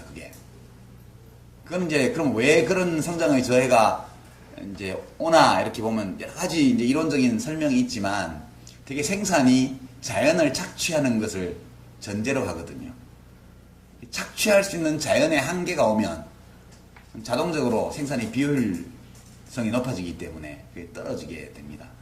말씀하신 것처럼 한국이 80년대에 두 자릿수 경제발전 70년대 뭐 중반 이후에 하는 과정에서 정말 금수강산이 똥물처럼 변했었어요. 지금은 많이 좋아진 거고요. 낙동강도 지금 많이 좋아졌죠. 80년대보다. 한강도 비교할 수 없을 정도로 좋아졌고요. 뭐 울산 태화강도 한때 썩어서 뭐 농담으로는 필름도 현상할 수 있겠다 그런 필름 현상도 가능하겠다. 워낙 화학물질이 많이 들어가지고 그런 얘기까지 나올 정도 아니었습니까? 저는 지속 가능한 성장에는 한계가 있다 이렇게 생각해요. 그래서 계속 높은 성장률을 추구하는 것은 이룰 수 없는 소망이다. 적정한 수준의 성장을 해야 된다. 이제 그렇게 생각하고요. 지금 뭐 3, 4% 성장률이면 그렇게 나쁘지 않은 거거든요. 국민소득 2만 불일 때 3, 4% 넘는 성장률을 기록한 나라가 없습니다. 일시적으로가 아니면. 그리고 중국이 뭐 요즘 10몇 프로씩 하다가 8% 되면 완전 저성장이라고 난리잖아요. 중국이 20점, 30점짜리에서 올라와서 그런 거고요. 중국도 좀 지나면 성장률이 단단히로 떨어지게 돼 있습니다. 그러니까 초기 단계의 높은 성장률에는 많은 거품이 있어요. 그 전까지 이미 존재하던 건데도 불구하고 통계에 포착이 안 되는 그런 비공식 거래가 공식 거래로 포착되면서 올라가는 측면도 있고요. 소위 지하 경제가 양성화되면서 나타나는 효과도 있고요. 지금 우리 경제 성장률을 올리려면 성매매 산업을 합법화하면 금방 1, 2% 올라가요. 통계에 안 잡히는 게 그냥 잡히기 때문에요. GDP 성장률이라는 것은 많은 거품과 허점이 있는 인덱스이기 때문에 그거에 미친 듯이 매달리는 것은 정말 정신 나간 짓이다. 저는 그렇게 생각을 합니다. 아주 견고하게 3, 4%씩 해마다 성장할 수 있으면 그만하면 된 거 아니냐. 정치할 때 같으면 이렇게 말을 못 하는데 그렇게 생각하고요. 지금 우리는 좀만 더 고르게 살 수 있으면 상당히 잘 사는 나라예요. 우리나라가. 국민소득 2만 불이면 진짜 아까 말씀드렸잖아요. 연봉 9천만 원, 1억 이 집마다 평균 다 되는 거예요. 4인 가족에. 근데 그런 집이 몇 집이나 됩니까? 우리나라에 지금. 그러니까 뭔가 잘못되어 있는 것은 생산을 너무 적게 하는 문제라기보다는 생산한 것을 어떻게 나누느냐에 대해서 지금 비정규직제도 이런 거요. 한 100년 지나면요. 역사책에 나올 거예요. 그때 정말 이상한 제도 있었다고. 노예제도 지금 불과 150년 전까지 미국에 있었잖아요. 지금 누구나 다 그 터무니없는 제도라고 얘기를 하죠. 근데 그 제도 없애는데 전쟁을 했잖아요. 그런 거거든요. 우리가 지금 가지고 있는 삶의 양식이 항구적인 것도 아니고 초역사적인 것도 아니에요. 이것은 2000년대 초반에 우리나라에 나타난 특수한 형식에 불과한 것이고요. 고쳐나가야 되겠죠. 이 경제는 그렇게 말씀을 드리고 정치적인 면에서 보면 우리나라는요. 아까 제가 개인의 철학적으로 독립한 개인이 많아야 민주주의가 된다 이렇게 말씀드렸는데 개인이 철학적으로 독립해가는 과정을 몇백 년에 걸쳐서 유럽의 민주주의 선진국들은 겪었잖아요. 임금님 목 잘라 죽이기도 하고요. 그러다 다시 반혁명이 일어나서 다시 새 임금님이 들어오기도 하고요. 혁명이 일어나고 내전을 치르고 다시 반혁명이 일어나고 국가 간의 전쟁이 일어나고 전 유럽이 나폴레옹 전쟁 때 프랑스 대혁명 이후에 나폴레옹 전쟁에 휩쓸렸잖아요. 그러니까 결국 여러분 상상이 되세요? 고대 그리스 시대에 이미 지구가 둥글다는 사실에 대해서 사람들이 알고 있었어요. 지구 둘레를 이미 그때 측정했거든요. 에라토스테네스라는 알렉산드리아 그 대도서관 관장인가 하는 사람이 이 정오에 떨어지는 햇빛이 떨어질 때 햇빛 떨어지는 각도가 다르다는 사실을 알고 하인을 시켜가지고 인접 도시까지 걸어오게 한 다음에 그 각도 차이하고 걸어온 거리를 계산해서 지구의 둘레를 대충 맞췄거든요. 그때 이미 지구가 둥글다는 사실을 알고 있었고요.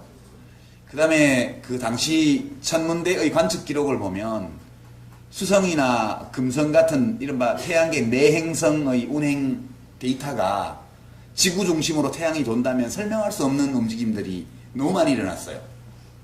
그래서 의문을 가지고 그때 이미 지구가 중심이 아니고 태양이 고정되어 있고 지구가 돈다는 생각을 했다고요. 이미 증명을 못했을 따름이죠. 근데 그렇게 발전해 갔던 자연에 대한 이해 이런 것들이 무려 1000년 동안 암흑 속으로 들어간 게 이해되세요? 중세 유럽에 가톨릭이 지배한 그 1000년 동안 자연의 본질과 자연의 원리를 탐구하는 모든 활동을 신의 이름으로 금지하고 결국 1000년이 지나서 갈릴레이 같은 사람이 종교재판에 회부되잖아요. 그 사람은 주류 중에 주류였는데 1000년이에요. 1000년 생각해보세요.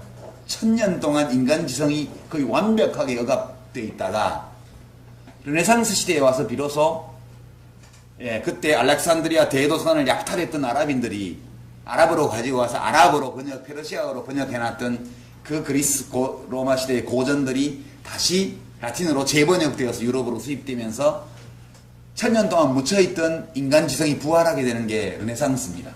신중심에서 인간 중심으로요. 그 르네상스부터 시작해서 이른바 계몽주의 시대의 수백 년을 거쳐서 독립된 자아라는 관념이 성립됩니다. 그리고 서양의 유럽의 민주주의는 이 독립된 자아라는 철학적 토대 위에서 구축된 것이 민주주의거든요. 우리나라는 뭡니까? 우리나라는 고종황제 폐하가 다스리다가요. 갑자기 일본 왕이 천황이라는 이름으로 와서 또 다스리다가요. 총독번 해가지고. 어느 날 갑자기 전쟁이 끝나고 38선 이북에는 장군님이 오셔서 다스리셨고요. 38선 이남에는 이박사가 오셔갖고 국부가 되셨어요. 국부. 프란체스카에서는 국모가 되고. 그러니까 우리나라는 그렇게 개인을 해방시키고 철학적으로 독립된 자아를 발견한 개인들이 연대를 구축하는 계몽의 시대가 전혀 없이 헌법을 민주공화국이라고 박은 거예요. 민주공화국이라고 선포하면 뭐예요?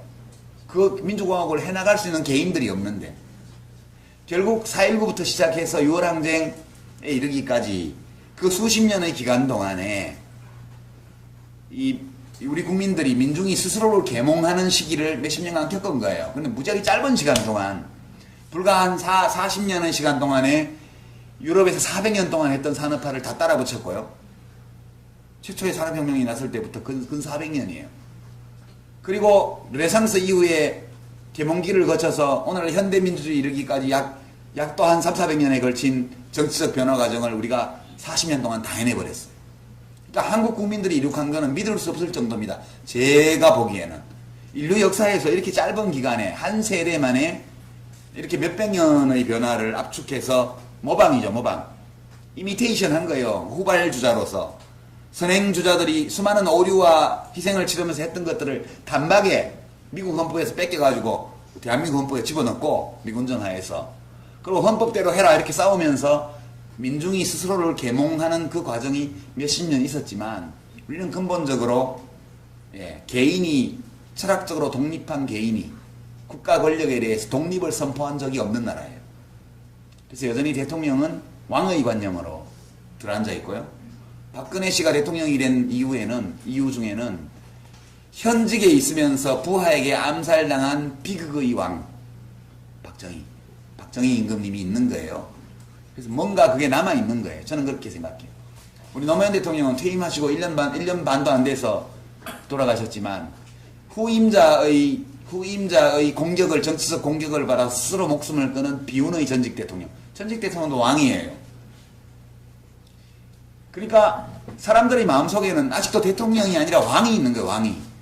우리는 왕을 목 잘라 죽인 적이 없는 민족이에요. 한 번도. 그러니까 이 계몽의 과정이, 우리는 좀 한국적인 과정을 거치고 있는 것이다. 그래서 좀 막 서양 학문을 막 공부하고 외국의 역사를 알고 이런 사람의 눈으로 보면 얘가 너무 계몽이 안 되고 더딘 것 같아요. 더딘 것 같지만 결국 광저항쟁을 겪은 지역은 계몽이 훨씬 많이 됐죠. 그렇지 않은 지역보다. 어디라고는 말 안 하겠어요. 이 계몽이라는 것은 누가 누구를 계몽시키는 것이 아니고 사람들이 스스로 자기가 눈을 뜨는 과정이에요. 계몽이라는 것은. 그러니까 타인의 눈에 자기를 비추어 볼 수 있는 그런 교양과 지성을 가진 철학적으로 독립한 주체로서의 개인. 이것이 지역마다 좀 다른 거예요. 경험에 따라서. 그런 것이고, 그런 관점에서 보면 매우 훌륭하게 해냈어요. 적어도 외견상으로는. 그러나 이 훌륭하게 약 몇십 년 동안 해낸 이런 것들을 안정된 기반 위에서 더 격을 올려서, 격 되게 중요하거든요. 격. 예, 격은 장관이냐 차관이냐 이게 아니고요. 품격이라는 게 있는 거예요. 품격이라는 게.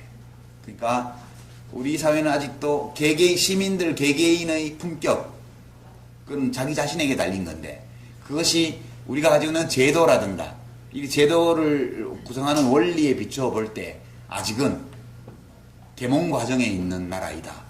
그래서 우리 민주주의는 아직 완전하지 않은 것이고 때로 잘 작동하지 않는 것처럼 보이지만, 그럼에도 불구하고 해마다 연말이 되면 예산안도 통과시키고요.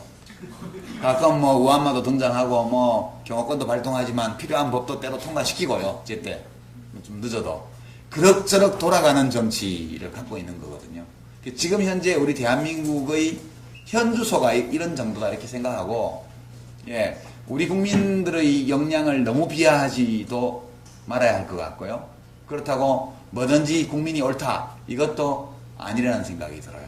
우리 국민들은 참, 예, 보면 왔다 갔다 해요. 어떨 때는 노무현, 김대중도 뽑고, 어떨 때는 이명박, 박근혜도 뽑고, 그러는 거 아니겠어요? 우리만 그런 게 아니라 미국도 그래요. 미국도 오바마 2번씩이나 뽑은 국민들이 고전에는 부시를 또 2번이나 뽑았잖아요. 우리나라 같으면 동생이 주지사로 있는 동네에서 부정선거 해가지고 개표가 늦어지는데 나만 나겠어요? 대통령 당선자가? 벌써 니 나가, 하야해, 물러나, 이렇게 나오죠. 그러니까 되게 격차가 그리 크지는 않지만 가장 결정적인 차이는 철학적으로 독립한 개인이 부족하다. 그게, 예, 제 생각에는 제일 큰 문제가 아닐까 이렇게 생각합니다. 예, 이제 한 2분 정도만 더 꼭 질문하셔야 될 분, 2분만 하겠습니다. 그러면 먼저 하시고 나중에 하시고. 예. 철학적 자기 애가 표출하는 그런 사람이 해가지고 민주주의 사회로 조금 저희가 희망을 주셨으면 좋겠고, 지금 어쨌든 지금 사회가 보면은 일단은 청소년 욕조에도 초등학교 이상까지 있고 그래서 개인적인 생각보다는 어쨌든 공부에 시작되는 그리고 학교에 뛰어난 국가부에서도 사실은 자기 아이들 사고를 하기 위한 어쨌든 주입식을 이런 지식입니다. 그리고 대학교에 들어가서도 어떤 개인적인 그런 것보다는 취직을 하기 위해서 모든 자기 시간 갖고 해야 되고 그런 사회에서 과연 지금 좀 전에 말한 누구나 이제 우리가 성인이 돼서도 서로 전공에서 하지만 끝까지 일하면서 나는 생각할 그런 정신적 여유가 없는 그런 사회에서 그런 사회에서 어떻게 해야지 이렇게 개인 철학적으로 자기애라든가 그런 확고한 지금 질문의 취지는 철학적으로 독립한 어떤 자각한 개인이 이렇게 자라나기에는 우리 교육 환경이나 사회 풍토가 너무 척박하지 않냐, 이제 이런 질문이신데요. 여기 계신 분들은 스스로 뭐 100점짜리는 아니지만 주체적인 삶을 나름 고민하면서 살고 있다고 느끼시잖아요. 자기 자신에 대해서. 뭐 안 느끼시면 할 수 없고요. 근데 그렇게 느끼시는 분에 한해서 제가 질문 드리고 싶은 거예요. 그게 좋은 교육 덕분이에요? 그렇다고 대답하는 분을 제가 거의 못 봤어요. 그러면 부모님의 훌륭한 훈육 덕분이었어요? 그것도 아닌 것 같아요. 그럼 도대체 이 개인들은 어디서 나온 거죠? 반면교사가 많았습니다. 예, 반면교사. 난 저렇게 되지 말아야지. 그러니까 이 말은 무슨 말이냐 하면 훌륭한 인격 독립한 개인은 어떤 좋은 환경에 의해서 만들어지는 건 아니라는 거예요. 물론 환경이 좋으면 더 잘 나올 수도 있겠죠. 그러나 아무리 환경이 나빠도 뚫고 나오는 새싹과 비슷한 것이다. 저는 그렇게 생각합니다. 그거는 제도적인 해법은 없는 것 같고요. 지금 예컨대 뭐 내신 성적 가지고 줄 세우고 예전 밖에 나가서 무슨 경시대회에서 스펙 관리해야 뭐 어디 뭐 특목고 가고 외고 가고 이런 데서 지금은 내신만 한다고 그러니까 중학교에 아주 비상이 걸렸더라고요. 선생님들이 이제는 나쁜 짓 하면 뭐 벌점 3점으로 처리해서 학생부에 올리고 이러니까 애들이 말을 잘 듣기도 한다고 그러고. 근데 결국은 그런 제도적인 조건이 주어진 가운데에서도 결국은 그 본인이 해나가는 거라고 생각해요, 저는.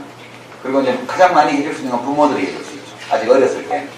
한 15살 넘어가면 그때부터는 부모도 별로 대책 없고요. 한 15살 전까지는 부모들이 영향을 많이 미칠 수 있는데 부모들이 용기를 내야 된다고 봐요, 저는.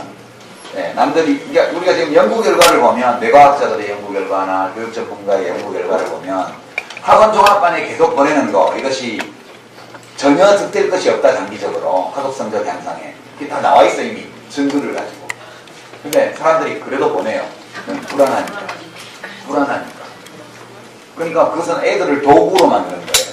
나의 불안감을 해소하기 위한 도구로 애들 학원 보내는 거예요. 그럼 과감하게 좀, 용기를 가지고, 거기서 벗어나야 된다, 그렇게 생각해요. 지금 우리나라의 교육 환경을 보면 무슨 확장적 군비 경쟁이거든요. 확장적 군비 경쟁. 그러니까 러시아에서 장거리 미사일 개발하면 미국도 개발하고요.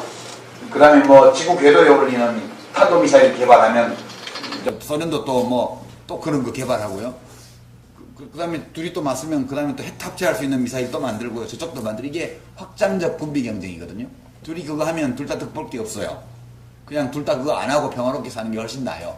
그럼에도 불구하고 한번 확장적 군비 경쟁에 이 가동되기 시작하면 그 인간은 이성뿐만 아니라 감정과 충동의 지배를 더 많이 받는 존재이기 때문에 지금 사실 대북 관계가 엉망이 됐는데 잘했다는 국민이 훨씬 많잖아요. 박근혜 대통령의 대북 정책에 대해서. 왜 그렇게 했어요? 그래서 이성적인 판단이 아니라고요. 이성은 어떤 평화도 전쟁보다는 낫다. 하는 게 우리들의 이성의 소리고, 그리고 서로 이익이 되는 경제적 교류를 하는 것이 필요하다라는 게 우리의 이성의 목소리예요. 우리의 감정과 충동은 뭐냐? 전쟁 한번 쳤고 60년간 싸워왔기 때문에 기분 나빠요. 우리가 뭐 개성공단은 서로 이익을 보는 거지만 어떤 현금은 우리가 주는 거 아니야. 뭐 인도적 지원도 하잖아. 그러면 좀 이북도 나긋나긋하게 나와야지. 이것들이 뻣뻣해. 기분 나빴어요. 그러니까 버르장머리 고쳐야 돼. 격이 안 맞으면 안 하겠어. 굴종을 강요하지만 이렇게 세게 나와서 파탄 나니까 일단 감정상 기분이 좋은 거예요. 저것들 손 좀 봐줘야지. 이것이 감정과 충동이에요. 버트란트 러셀이라는 아주 유명한 철학자, 영국의 유명한 철학자입니다. 평화주의자고. 그분이 쓴 책 중에 Why Men Fight라는 책이 있어요. 인간은 왜 싸우는가. 그분이 2차례의 세계전쟁을 경험하고 나서 쓴 책이에요. 인간은 왜 싸우는가. 그 책에 보면 우리는 지금까지 주로 인간의 이 행위와 관련해서 이성의 역할에 주목해왔지만 사실 인간은 이성보다 감정과 충동에 더 많이 좌우되는 존재인지 모른다. 그렇게 해서 그 책은 감정과 충동에 관한 그 철학자의 고찰이 많이 담겨 있습니다. 저는 그런 거라고 봐요. 제가 정치할 때는 국민 여론이 이쪽이 많으면 대놓고 비판을 못했는데 이제 안 하니까 앞으로도 안 할 거니까. 그것은 어리석은 맹목적인 충동과 감정의 산물이에요. 국민이 나라의 왕이라고 할 수 있는 국민이 그렇게 감정과 충동에 휩싸이면 그 국정이 엉망이 되게 돼 있는 겁니다. 그래서 여론조사 결과가 많이 나온다고 청와대는 지금 희희낙낙하고 있는데 그렇게 국민들 뒷공문이나 따라다닐 거면 뭐하러 대통령을 해요? 대통령이 이랬다는 것은 때로 일시적인 국민 여론을 거스르면서도 진정 선한 것, 옳은 것이 무엇인지에 대해서 고민하고 국민의 의사를 존중하지만 때로는 그걸 설득하고 나갈 수 있는 용기, 이런 것들이 훌륭한 지도자에게 요구되는 덕목이잖아요. 맨날 여론조사에서 국민 시킨 대로 할 것 같으면 컴퓨터 하나 청와대에 갖다 놓지 뭐하러 대통령을 뽑아요. 맨날 여론조사 돌려갖고 많이 나오는 쪽으로 하면 되지. 그러니까 이런 것이 철학의 빈곤을 얘기해 주는 거다. 저는 그렇게 느끼고요. 답이 없어요. 지금처럼 가면 아이들 키우면 부모들이 이제 소득이 늘어났기 때문에 예전에 저희들이 어릴 때는 다 가난했고 일부만 부유했으니까 일부 부유층만 과외를 시키고 나머지는 똑같이 자기 힘으로 했어요. 얼마든지 좋은 학교 갈 수 있었죠. 지금은 부모들이 돈이 많기 때문에 경쟁적으로 모두가 확장적으로 군비 경쟁을 하는 거예요.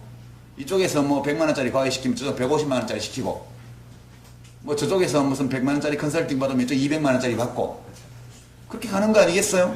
그리고 국내에서 안 되면 해외 연수 보내고 결국 이렇게 자기가 가지는 경제적 부 이런 것들을 자식의 성적 경쟁에 확장적으로 사용하기 시작하면 모두가 거의 다 휘말려드는 거죠. 모든 학부모들이 일제히 과외를 안 시키면 결과는 똑같아요. 그죠? 근데 시키고 있잖아요. 이 확장적 군비 경쟁의 회전목마가 이미 돌아가고 있기 때문에 스스로 내리지 않는 한 아무리 이 제도를 원망하고 세상을 원망해도 빠져나오지 못한다고 저는 보는 거예요. 네, 그래서 부모들에게 용기가 필요하다. 아이들 키울 때 그렇게 생각하고 우리들이 좋은 교육 덕분에 훌륭한 가정교육 덕분에 훌륭한 시민이 된 것이 아니라면 만약 그것 때문만은 아니라면 그렇다면 우리 아이들도 그런 환경에도 불구하고 훌륭한 인간으로 성장할 수 있을 것이다. 이렇게 믿고 가면 된다고 보고요. 세대가 가면 갈수록 더 훌륭해진다고 저는 보고 있어요. 저희 때보다는 지금 청년들이 훨씬 나아요. 저는 그렇게 더 똑똑하고요. 더 봉사도 많이 하고요. 더 생각하는 세상을 보는 눈도 훨씬 넓어요. 어떤 사람들은 데모도 안 하고 뭐 스펙만 쌓는다고 뭐라 그러는데 그건 어른들이 자기 일을 알아서 하니까 지금은 학생들이 그렇게 해야 될 이유가 없잖아요. 그래도 국정원 문제 이런 거는 해결이 안 될 조짐을 보이니까 학생들이 드디어 어른들 저거 자기 일 처리 못하는구나 해서 열받아가지고 이제 시국선언 준비한다는데 좋은 일이죠. 예. 학생들이 관심이 없어서 그런 것이 아니고 어른들을 믿어서 그런 것이다. 저는 그렇게 생각해요. 예. 저 뒤쪽에 아까 손 드신 분이 예. 이제 마지막 질문자로 하겠습니다. 딸이 서울대학교 다니고 네? 서울대학교 다니고 제 딸이요? 네, 원래 졸업했어야 되는데 아직 못 가고. 둘 중에 하나 물어보고 싶은 거예요. 서울대학교 법인화원부에서 찬성하시고 다른 반대하시고 했던 걸로 칼럼에 한번 보내주셨어요. 그리고 하나 묻고 싶은 거는 안희정 지사께서 신문에 뭐라고 했냐면 이제 노무현 대통령을 나라들일 때다 떠나보내야 될 때다 사중이 되면서 그렇게 저는 그걸 읽고 저도 이제 안희정 지사의 말에 공감을 하게 됩니다. 그걸 어떻게 생각하시는지. 예. 두 개만 하시죠. 예. 국립대 법인화는 제가 이제 찬성한 건 아니고, 저는 제 딸이 이제 법인화 반대 투쟁한다고 막 도서관하고 총장실 점거하고, 이상한 동영상에 나오고 막 그러더라고요. 뭐 총장실 프리덤인가? 거기 보니까 거기도 나오고 그래서 저는 이렇게 얘기했죠. 그거는 교수들로 하여금 싸우게 해라. 교수들로 하여금. 과연 그것이 학생들이 이 공부를 안 하고 밤에 잠을 못 자가면서까지 학생들이 나서서 싸울 문제냐, 그게. 만약 교수들이 침묵으로 일관한다면 가게 내버려둬라, 그거를. 그래서 학생들이 싸울 만한 가치가 없는 일이다. 그런 게 제 입장이었고, 그 입장은 지금도 변화가 없습니다. 만약 그게 그렇게 나쁜 거라면 교수들이 나서서 막아야죠. 예, 저는 그렇게 생각하고요. 학생들에게 평소에 학교 운영과 관련해서 아무런 권리도 주지 않으면서 그 문제에 관한 싸움까지 학생들에게 맡긴다면 그러면 그건 교수 사회가 너무 비겁한 거다. 그렇게 저는 생각했습니다. 만약 그것이 진짜 나쁜 거라면 교수들이 나와서 막아야 되고요. 그게 나쁘지 않은 거라면 교수 사회에서 학생들을 설득해서 가도 괜찮다. 그렇게 대화로 해결을 해야 되고, 그 문제를 학생들이 투쟁하게 한다는 거는 저는 어른들이 자기 할 일을 못하는 거다. 그런 입장입니다. 그 다음에 이제 노무현 대통령을 떠나보내야 된다. 정치인들이 그렇게 말하는 건 또 뭐 그거대로 예, 저는 인정해야 된다고 봐요. 근데 저는 떠나보내기 싫어요. 아직 준비가 안 됐어요. 예, 떠나보낸다는 것은 어떤 의미냐 하면 매우 가벼운 마음으로 그분을 다시 생각할 수 있다는 거. 그게 애도 기간이 끝났다는 의미입니다. 여러분, 애도라는 게 뭡니까? 애도라는 것은 상실의 아픔을 치유하는 기간이 애도 기간이에요. 우리는 소중한 어떤 것을 잃어버렸을 때 또는 빼앗겼을 때 굉장히 큰 슬픔을 느낍니다. 그리고 이 슬픔은 우리 마음에 상처를 남겨요. 우리 삶에. 그럴 때 애도가 왜 필요하냐면 이것을 치유하는 과정으로서 애도가 필요한 거고요. 그 애도가 지속되는 기간을 우리가 추도 기간이라고 이야기를 합니다. 사람마다 다르겠죠. 이미 애도가 끝난 분들도 있고요. 아직 애도가 끝나지 않은 분들도 많이 있는 것 같습니다. 정치인들에게 이 문제는 약간 정치적인 측면이 있죠. 왜냐하면 노무현 대통령의 자산은 개선하고 싶고, 그러나 그 자산이 대한민국에서 제일 큰 기업 삼성그룹 같은 자산은 아니잖아요. 여기에 보면 어찌 보면 중소기업 비슷하기도 하고 좀 그렇단 말이에요. 약간 비주류 자산이란 말이에요. 그러니까 이것만으로는 뭐가 안 될 것 같으니까 이제 이거는 기본으로 깔고 가되 이걸 넘어서서 가자. 그런 의미로 한 말씀일 거라고 저는 생각하고, 정치하는 분들은 뭐 그렇게 하시면 된다고 보고요. 다만 떠나보내야 한다고 해서, 말한다고 해서 또는 생각한다고 해서 떠나보낼 수 있는 것은 아니다. 그분의 죽음이 우리 사람들에게 남긴, 각자에게 남긴 슬픔, 그 슬픔으로 인해 입은 상처, 그리고 그 상처가 이렇게 아려올 때마다 어떤 사람들에 대해서 느끼는 감정, 이런 것들이 총체적으로 있죠. 그런 것들이 다 소화되고, 그래서 그런 것들을 생각해도 감정의 동료가 없어지는 상태, 이때가 애도 기간이 끝나는 기간이라고 저는 봅니다. 그때는 떠나보내라 말라 안 해도 자연스럽게 그분이 우리들의 가슴을 떠나서 어딘가에 이렇게 자리를 잡으실 거라고 봐요. 그래서 그거를 너무 그렇게 떠나보내야 한다느니 아니라느니 이런 거는 각자가 알아서 하면 되지. 네, 뭐 그렇게 뭐 당위적으로 뭐 해야 되는 것처럼 그런 건 아니라고 봐요. 저는 저 개인으로 말씀드리면 이제 애도 기간이 앞으로 상당 기간 갈 수밖에 없지 않나? 그런 좀 세월이 가면서 옅어지긴 옅어지지만 그래도 아직은 아니 그거 안 떠나가시는 걸 어떻게 해요? 이제 떠나가실 만한 상황이 되면 우리 마음에서 이렇게 떠나실 거라고 저는 생각해요. 그때까지는 자연스러운 마음의 상태, 감정의 흐름 이런 것들을 받아들이면서 그런 감정조차도 내 삶의 한 구성 요소로 이렇게 가지고 살면 되는 문제 아닌가? 그렇게 저는 생각합니다.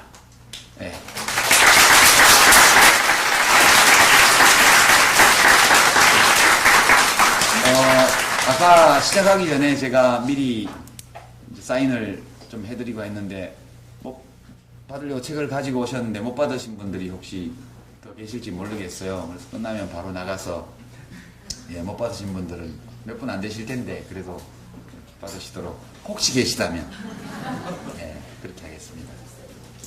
고맙습니다.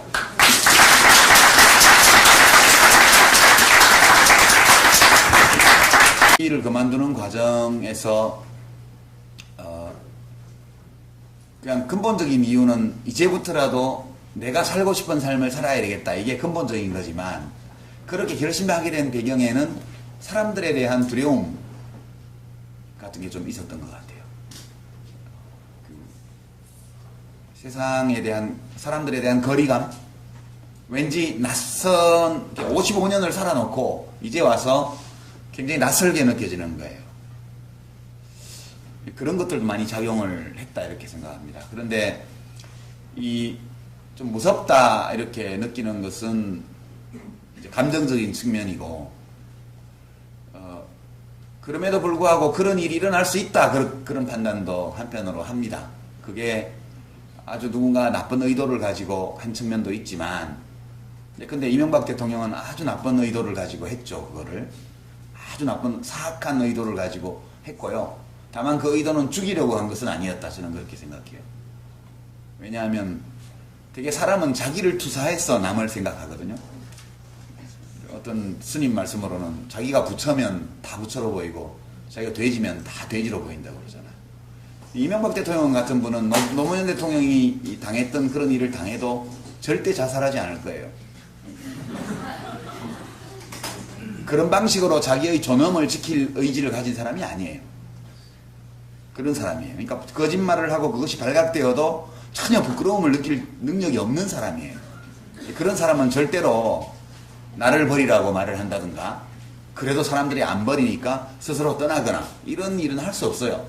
그러니까 이명박 대통령이 사악한 의도를 가졌겠지만 스스로 목숨을 버릴 것이라고는 상상을 못했을 거예요. 자기가 절대 그럴 사람이 아니기 때문에 남이 그러려고 생각을 못하는 거죠.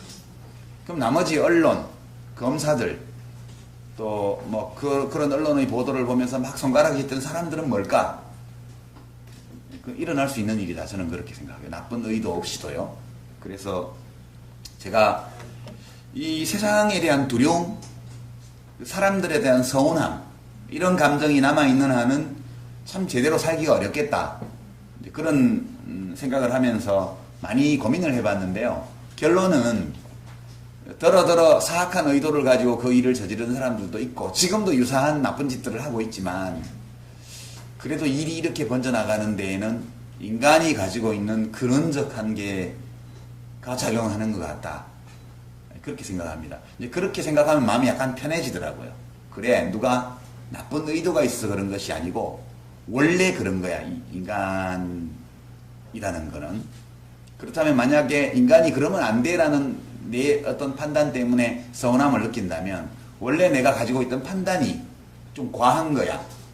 그런 생각을 하게 되는 거죠. 사진을 좀 준비해 왔는데요. 아이고, 이게 아닌데.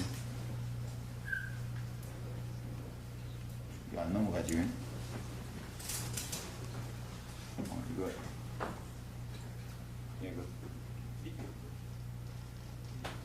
예. 이 사진인데 지금 불을 잠깐만 한번 꺼보시죠. 뒤에 뭔가 있으시면. 예. 이 굉장히 유명한 사진인데요. 그냥 설명 없이 이 사진을 한번 10초간만 보시죠.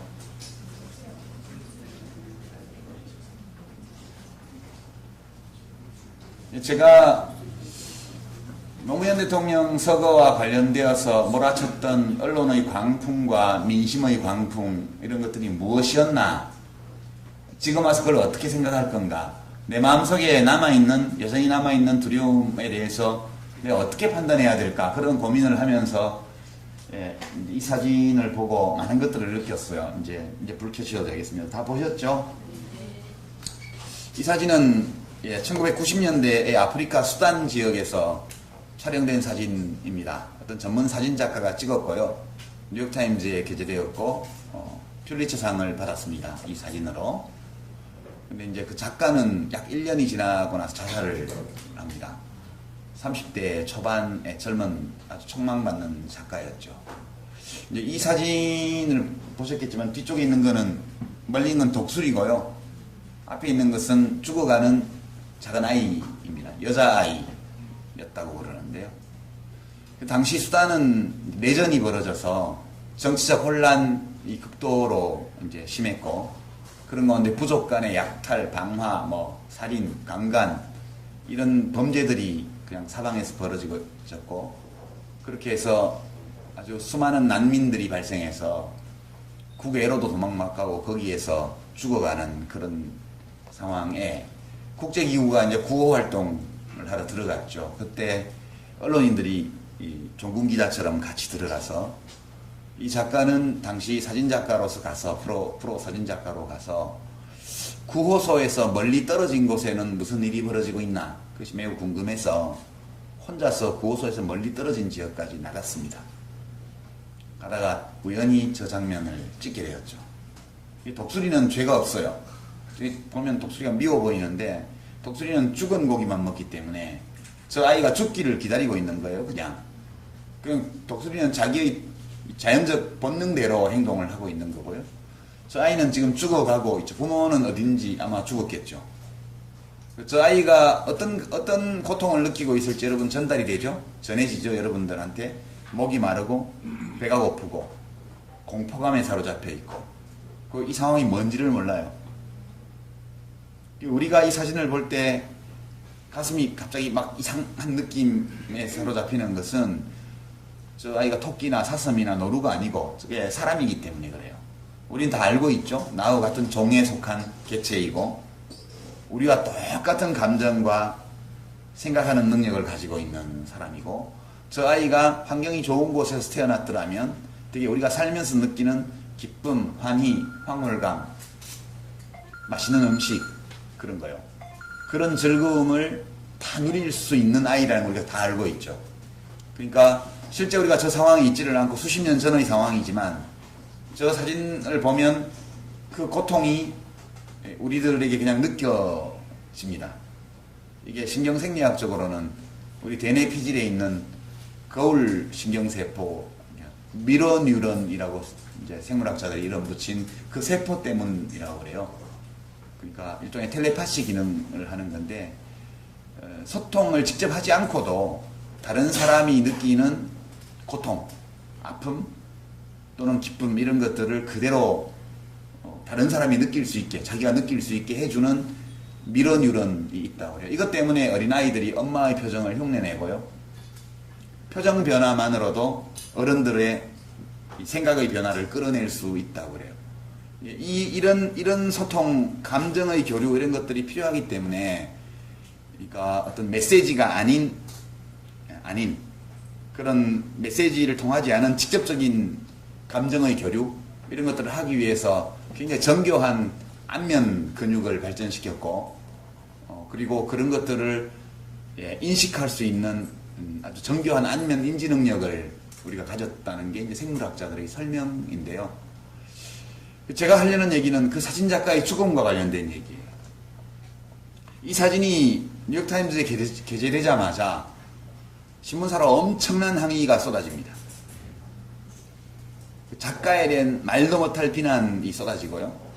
항의, 전화, 편지 이런 것들 때문에 뉴욕타임즈의 업무가 마비될 상황까지 갔었다고 그래요. 어떤 항의 전화였는지 짐작이 되시죠? 되게 이 사진을 보면 첫 번째 드는 느낌이 아픔, 슬픔, 고통 이런 거예요. 연민. 조금만 더 들어가면 그냥 분노로 가게 돼요. 분노가 첫째로는 저놈의 나라의 위정자들은 도대체 뭐 하는 놈들이야? 부터 시작했어요. 그 다음에 더 깊이 들어가면 누가 찍은 거야? 그리고 저 사진작가는 저 상황에서 사진이나 찍고 있단 말이야. 저 애는 어떻게 됐지? 아무 설명이 없잖아요. 그러니까 저 상황을 보면서 사진을 찍은 행위에 대한 분노예요. 그래서 이제 비윤리적이다. 저 상황이면 인간이라면 애를 구해야지 사진을 찍고 있냐? 사진작가로서의 명성이 그렇게 중요하냐? 그리고 이런 비윤리적인 사진을 실어준 뉴욕타임즈는 뭐냐? 연쇄적으로 그런 분노들이 일어난 거예요. 아주 자연스러운 감정입니다. 그리고 이제 작가가 자살을 한 것은 그 비난 때문만은 아니고 다른 개인적인 여러 가지 어려움이 겹치면서 1년쯤 지나서 자살을 합니다. 그럼 이제 진실은 뭐였을까? 진실은 그 사진작가는 진짜 무슨 일이 일어나고 있는지를 알고 싶었어요. 그래서 이 지역의 참상을 구호소 근처에서도 충분히 볼 수 있었지만 구호단체의 활동에 대한 세계인의 관심을 촉발하고 국제기구의 문제 해결을 위한 지원을 촉구하려면 이 지역에서 벌어지고 있는 참극을 더욱 생생하게 전할 수 있는 사진이 필요하다 이렇게 판단을 한 거예요. 그래서 구호소에서 멀리 떨어진 곳까지 간 겁니다. 가다가 우연히 저 장면을 보게 되죠. 그래서 빨리 사진을 찍었어요. 그런 다음에 쫓아가서 저 독수리를 쫓아버립니다. 애를 구했냐? 못 구했죠. 왜 못 구했냐 하면 애를 구하고 싶었는데 구호소에서 너무 먼 곳이기 때문에 애를 구하려면 안고 가는 문제라고 말할 수 있죠. 어떻게 살 것인가, 어떻게 사는 것이 잘 사는 것인가 이런 것에 대해서는 정답은 없는 거라고 이제 우리가 생각할 수도 있겠습니다. 그러나 정답은 없다 할지라도 자기 나름의 답은 있어야 될 거 아닌가 이제 그렇게 생각하죠. 여러 개의 답이 있는 문제라고 저는 생각을 합니다. 그리고 이제 그 당시부터 쭉 이대로 그냥 그때 정치를 제가 하다가 이제 낙선하고 뭐 이렇게 있던 와중이어서 이렇게 세상의 일과 내 삶을 별로 구분하지 않고 구별을 짓지 않고 그냥 너무 비겁한 것 같아. 그래서 시작한 일들이 번져서 결국은 정치까지 하게 됐고 저 국회의원도 2번이나 하고 뭐 장관도 해먹고 기왕 이렇게 온 거니까 그냥 쭉 갈 거냐 이런 고민들을 저도 많이 했죠.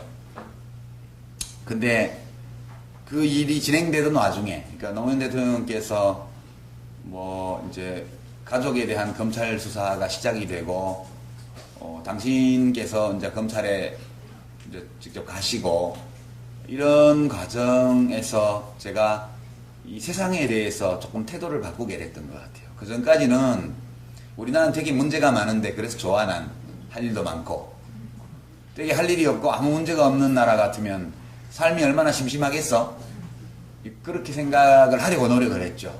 우리가 북유럽이라든가 서유럽에 안정되고 번영하고 아주 민주주의적인 나라들 또 복지도 잘 돼 있고 이런 나라를 보면 굉장히 부러운데 우리는 해결해야 될 문제가 되게 많고 불합리한 거, 비이성적인 거, 상식에 어긋나는 거 이런 게 아직도 되게 많은 나라니까 되게 할 일이 많으니까 변화도 빠르고 우여곡절도 많고 신나는 나라 아니야? 뭐 이제 그런 쪽으로 긍정적으로 생각을 하려고 노력을 많이 했어요. 그리고 이 정도 되는 나라에 태어난 건 굉장히 큰 행운이야. 그렇게 생각도 하고요. 근데 이제 4년 전에 그 일을 겪으면서 이 대한민국 사회, 추상적으로 사회보다 이 사회에서 나와 동시대를 살아가는 사람들, 정치인들이 쓰는 용어로는 국민, 학자들이 쓰는 용어로는 대중, 운동권에 쓰는 말로는 민중, 사회학자들 용어는 군중, 때로는 이 나와 함께 동시대를 살아가고 있는 사람들에 대한 느낌이 굉장히 많이 달라졌어요. 그러니까 그전에는 때로 이해가 안 되는 측면도 있고 뭐 그런 점도 있긴 하지만 되게 심정적으로 서운하거나 이런 거는 없었던 것 같아요. 무섭거나 이런 거는. 근데 그 일을 겪으면서 한편으로는 되게 무서워졌고요. 세상 사람들이 미친 것 같더라고요. 그때 생각에. 이제 그때 전개되던 일들을 돌아보면 진짜 광풍이라고 밖에는 말할 수 없는 그런 상황이었어요. 그리고 이제 연속해서 2번 이제 지금 이명박 대통령 거짓말을 엄청 입술에 침도 안 묻히고 낯빛을 하나도 안 바꾸고 입만 열면 필요할 때 모든 거짓말을 다 할 수 있는 사람을 대통령으로 뽑았잖아요. 그리고 5년을 살았고 그리고 그렇게 거짓말을 하는 것 같지는 않지만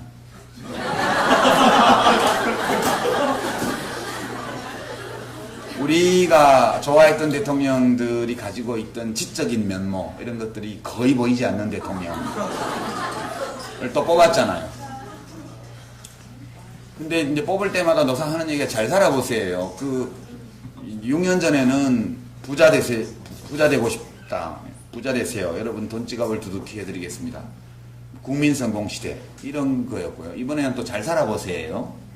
이제 속으로 도대체 얼마나 더 잘 살아야 되지? 우리나라가 지금 국민소득이 1인당 2만 불 시대인데요. 2만 불이면 대충 환율로 계산해서 4인 가족 평균으로 하면 8만 불이잖아요. 평균이라면 8만 불이면 약 1억 원 아니에요? 가계소득이 1억 원 정도 되는 게 딱 평균이어야 되는 사회인데 그렇지 않잖아요. 그 문제가 있죠, 우리나라에는.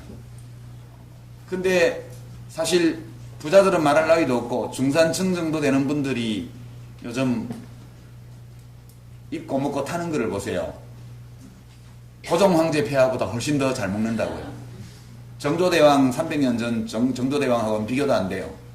정조대왕은 제주 해녀들이 고생한다는 얘기 듣고 수라상에서 전복을 빼라 그렇게 말씀하신 아주 총명하고도 어진 왕이었죠. 근데 지금 10,000원이면 요만한 생전복 3마리 준다고요. 마트 시장에 가면 한 30,000원 내면 전복 전문점에 가서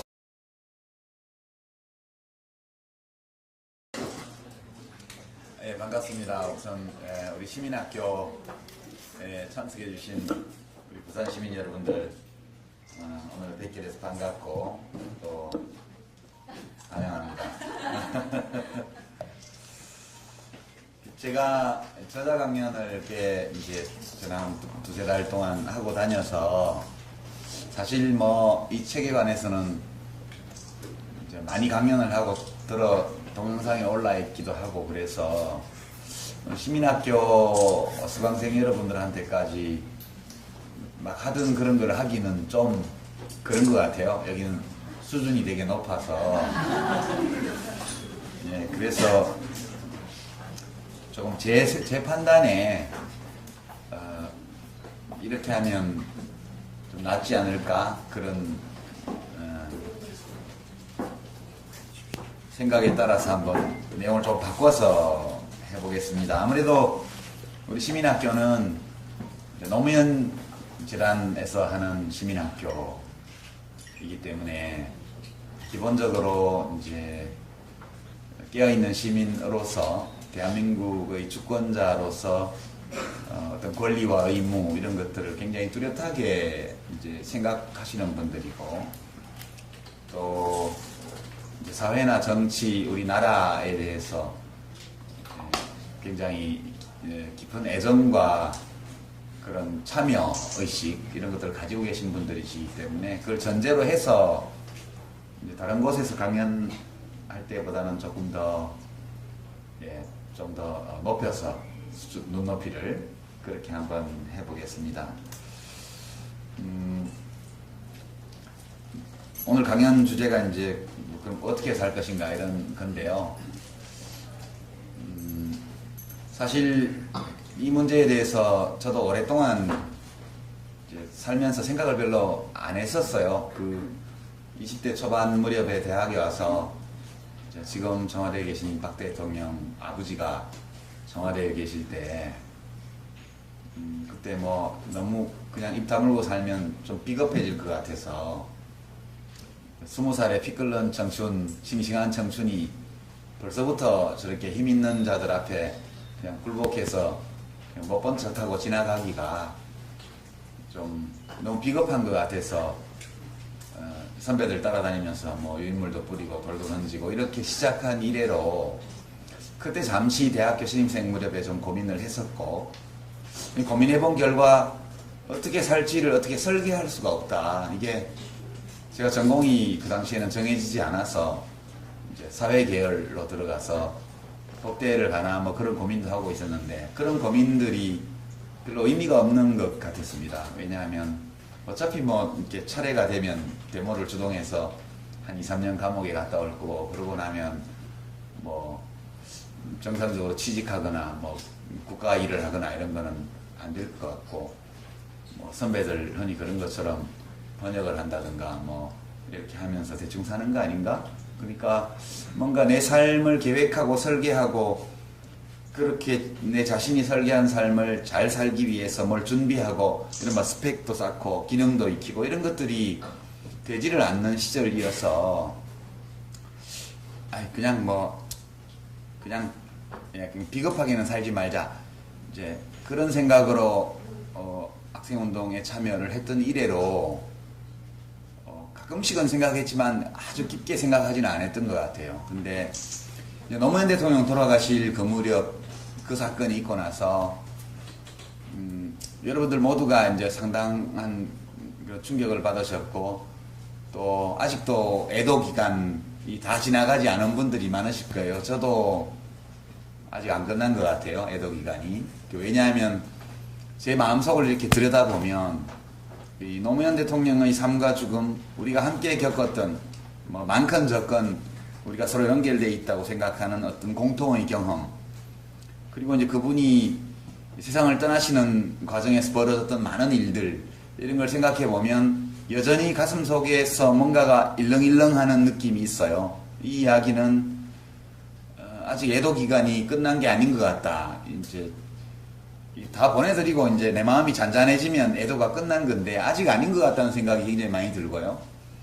이제 운명이다라는 제목의 이제 노무현 대통령 자서전을 제가 이제 돌아가신 후에 제가 대신 써드리는 그 작업을 하면서 이제 또 많이 생각했습니다. 어떻게 사는 게 좋은 삶인가라는 문제에 대해서요. 사실 이제 답이 없는 전복회, 전복구이, 전복 내장무침, 전복죽까지 풀코스로 나오는 걸 먹잖아요. 지금 뭐 웬만한 사람들 동남아 해외여행 정도 안 갔다 온 분들이 별로 있나요? 그러니까 100년 전에 조선 후기에 말기에 정승판서가 먹던 것보다 훨씬 잘 먹어요. 우리가 더 좋은 옷을 입고요, 더 쾌적한 집에서 살고요. 그리고 그 사람들이 상상도 할 수 없었던 곳에 여행을 다니면서 이렇게 사는데 도대체 얼마나 더 물질적으로 잘 살아져야 될까? 이 욕심, 이 충동, 이 욕망, 이런 것들에 지배당하는 이건 뭐지? 이제 이런 좀 요즘 개콘 버전으로 말하면 너 좀 낯설다? 그런 느낌. 갑자기 저와 동시대를 살아온 사람들이 좀 낯설게 느껴지는 시간들이 지난 몇 년간 지속됐던 것 같아요. 그러면서 저는 저 개인적으로 그 전까지 삶에서 세상의 일과 나의 삶을 물론 다른 거지만 별로 심정적으로 구분하지 않고 살았던 데에는 내가 아닌 다른 사람들, 말하자면 군중, 민중, 국민이라고 일컬어지는 동시대를 살아가는 인간 집단에 대해서 정서적 이격, 거리감이 별로 없었어요, 저 개인적으로. 근데 그게 확 생겨버린 거죠. 그래서 이제 저도 어떻게 살아야 되지 고민들을 좀 많이 하게 되었던 것 같습니다. 이제 사실 아주 간단하게 이 책에서 제가 말씀드린 내용, 또는 뭐 제가 평소에 생각하는 내용을 결론적으로 짧게만 말씀을 드리면, 어떻게 살 것인가? 답은 잘 사는 거죠. 잘 산다는 거예요. well-being이죠. well-being. 그 well이 뭘 의미하냐는 사람마다 다르겠지만 포괄적으로 보면, 그리고 잘 산다는 거에는 잘 죽는 것까지 포함되는 거죠. 잘 사는 건데 어떻게 하는 게 잘 사는 거지? 어떻게 사는 게 잘 사는 거지? 그렇게 들어간다면 답은 내가 원하는 삶을 내가 옳다고 믿는 방식으로 사는 거예요. 왜냐하면 우리는 사실 어떤 목적을 가지고 이 세상에 온 존재는 아니거든요. 물론 저희가 어렸을 때는 목적이 있다고 배웠죠. 민족중흥의 역사적 사명. 예, 우리는 민족중흥의 역사적 사명을 띠고 이 땅에 태어났다. 그렇게 국민교육훈장 첫 문장이 시작되잖아요. 그때는 저도 제가 민족중흥의 역사적 사명을 띠고 난 줄 알았어요. 근데 그건 사실은 박정희 대통령이 개인적으로 자기를 그렇게 생각한 거죠. 나는 민족중흥의 역사적 사명을 띠고 이 땅에 태어났다라고 그분이 생각한 거예요. 자기 혼자 그렇게 생각하면 될 일이지. 그거를 국민교육원장을 만들어서 온 국민한테 갖다 먹인 거 아니에요? 사실 그렇게 생각할 자유는 있어요, 각자에게. 그러나 증거는 없죠. 누군가가 민족중흥의 역사적 사명을 띠고 태어났다는 증거가 어디 있습니까? 되게 태어난 것은 아빠의 방심, 아빠의 실수, 엄마의 방심, 그놈의 이술 때문에 뭐 등등의 다양한 이유로 생겨나잖아요, 애들이. 또는 사랑의 결실로. 그렇지만 우리가 선택해서 여기 온 사람은 없습니다. 그냥 태어났고 어느 날 보니까 나를 발견했고 가족을 발견하고 주변 사람을 발견하고 내가 살고 있는 세상을 발견하게 되는 거죠. 그리고 어느 날 지구본을 보면서 내가 사는 이 땅이 둥그렇게 생겼구나도 알게 되고요. 그러니까 되게 데카르트는 나는 생각한다, 고로 나는 존재한다 이렇게 말을 했지만 거꾸로가 진실이죠. 나는 존재한다, 고로 나는 생각한다. 존재가 먼저고 우리들의 생각은 그 다음에 생긴 거예요. 그러니까 우리가 이 세상에 온 거는 어떤 목적이나 이유가 있어서 온 게 아니고 무엇인가에 내가 기여하려고 온 게 아니고요. 기여할 수도 있지만 어떤 훌륭한 위대한 것의 도구가 되기 위해서 온 존재도 아니고요. 그냥 온 거예요. 와서 나를 발견했을 따름이죠. 그러니까 내가 세상에 왜 왔느냐는 각자가 생각하기 나름인 거죠. 원래 정해진 것은 없고요. 그러니까 내가 이 세상에 왜 왔을까에 대한 답을 찾으면 그게 자기가 원하는 삶이고요. 그 삶을 자기가 옳다고 생각하는 도덕적 원칙에 따라서 해나가면 그것이 좋은 삶이다. 저는 그렇게 생각합니다. 노무현 대통령께서도 뭐 대통령 되려고 오신 건 아니잖아요. 그렇잖아요. 자기 스스로 도전했고 그 도전을 자기가 옳다고 생각하는 방식으로 밀고 나가서 때로는 성공했고 때로는 실패했고 그리고 때로는 공격을 받아서 구렁텅이에 내몰렸고 그런 와중에 나다운 방식으로 삶을 마감하겠다 이렇게 결단하시고 떠나신 거예요. 저는 그렇게 생각합니다. 참 멋진 분이셨다. 저는 그렇게 지금도 그렇게 생각을 해요. 근데 이제 전체적으로 그렇게 생각을 하면서도 제가 이제 정치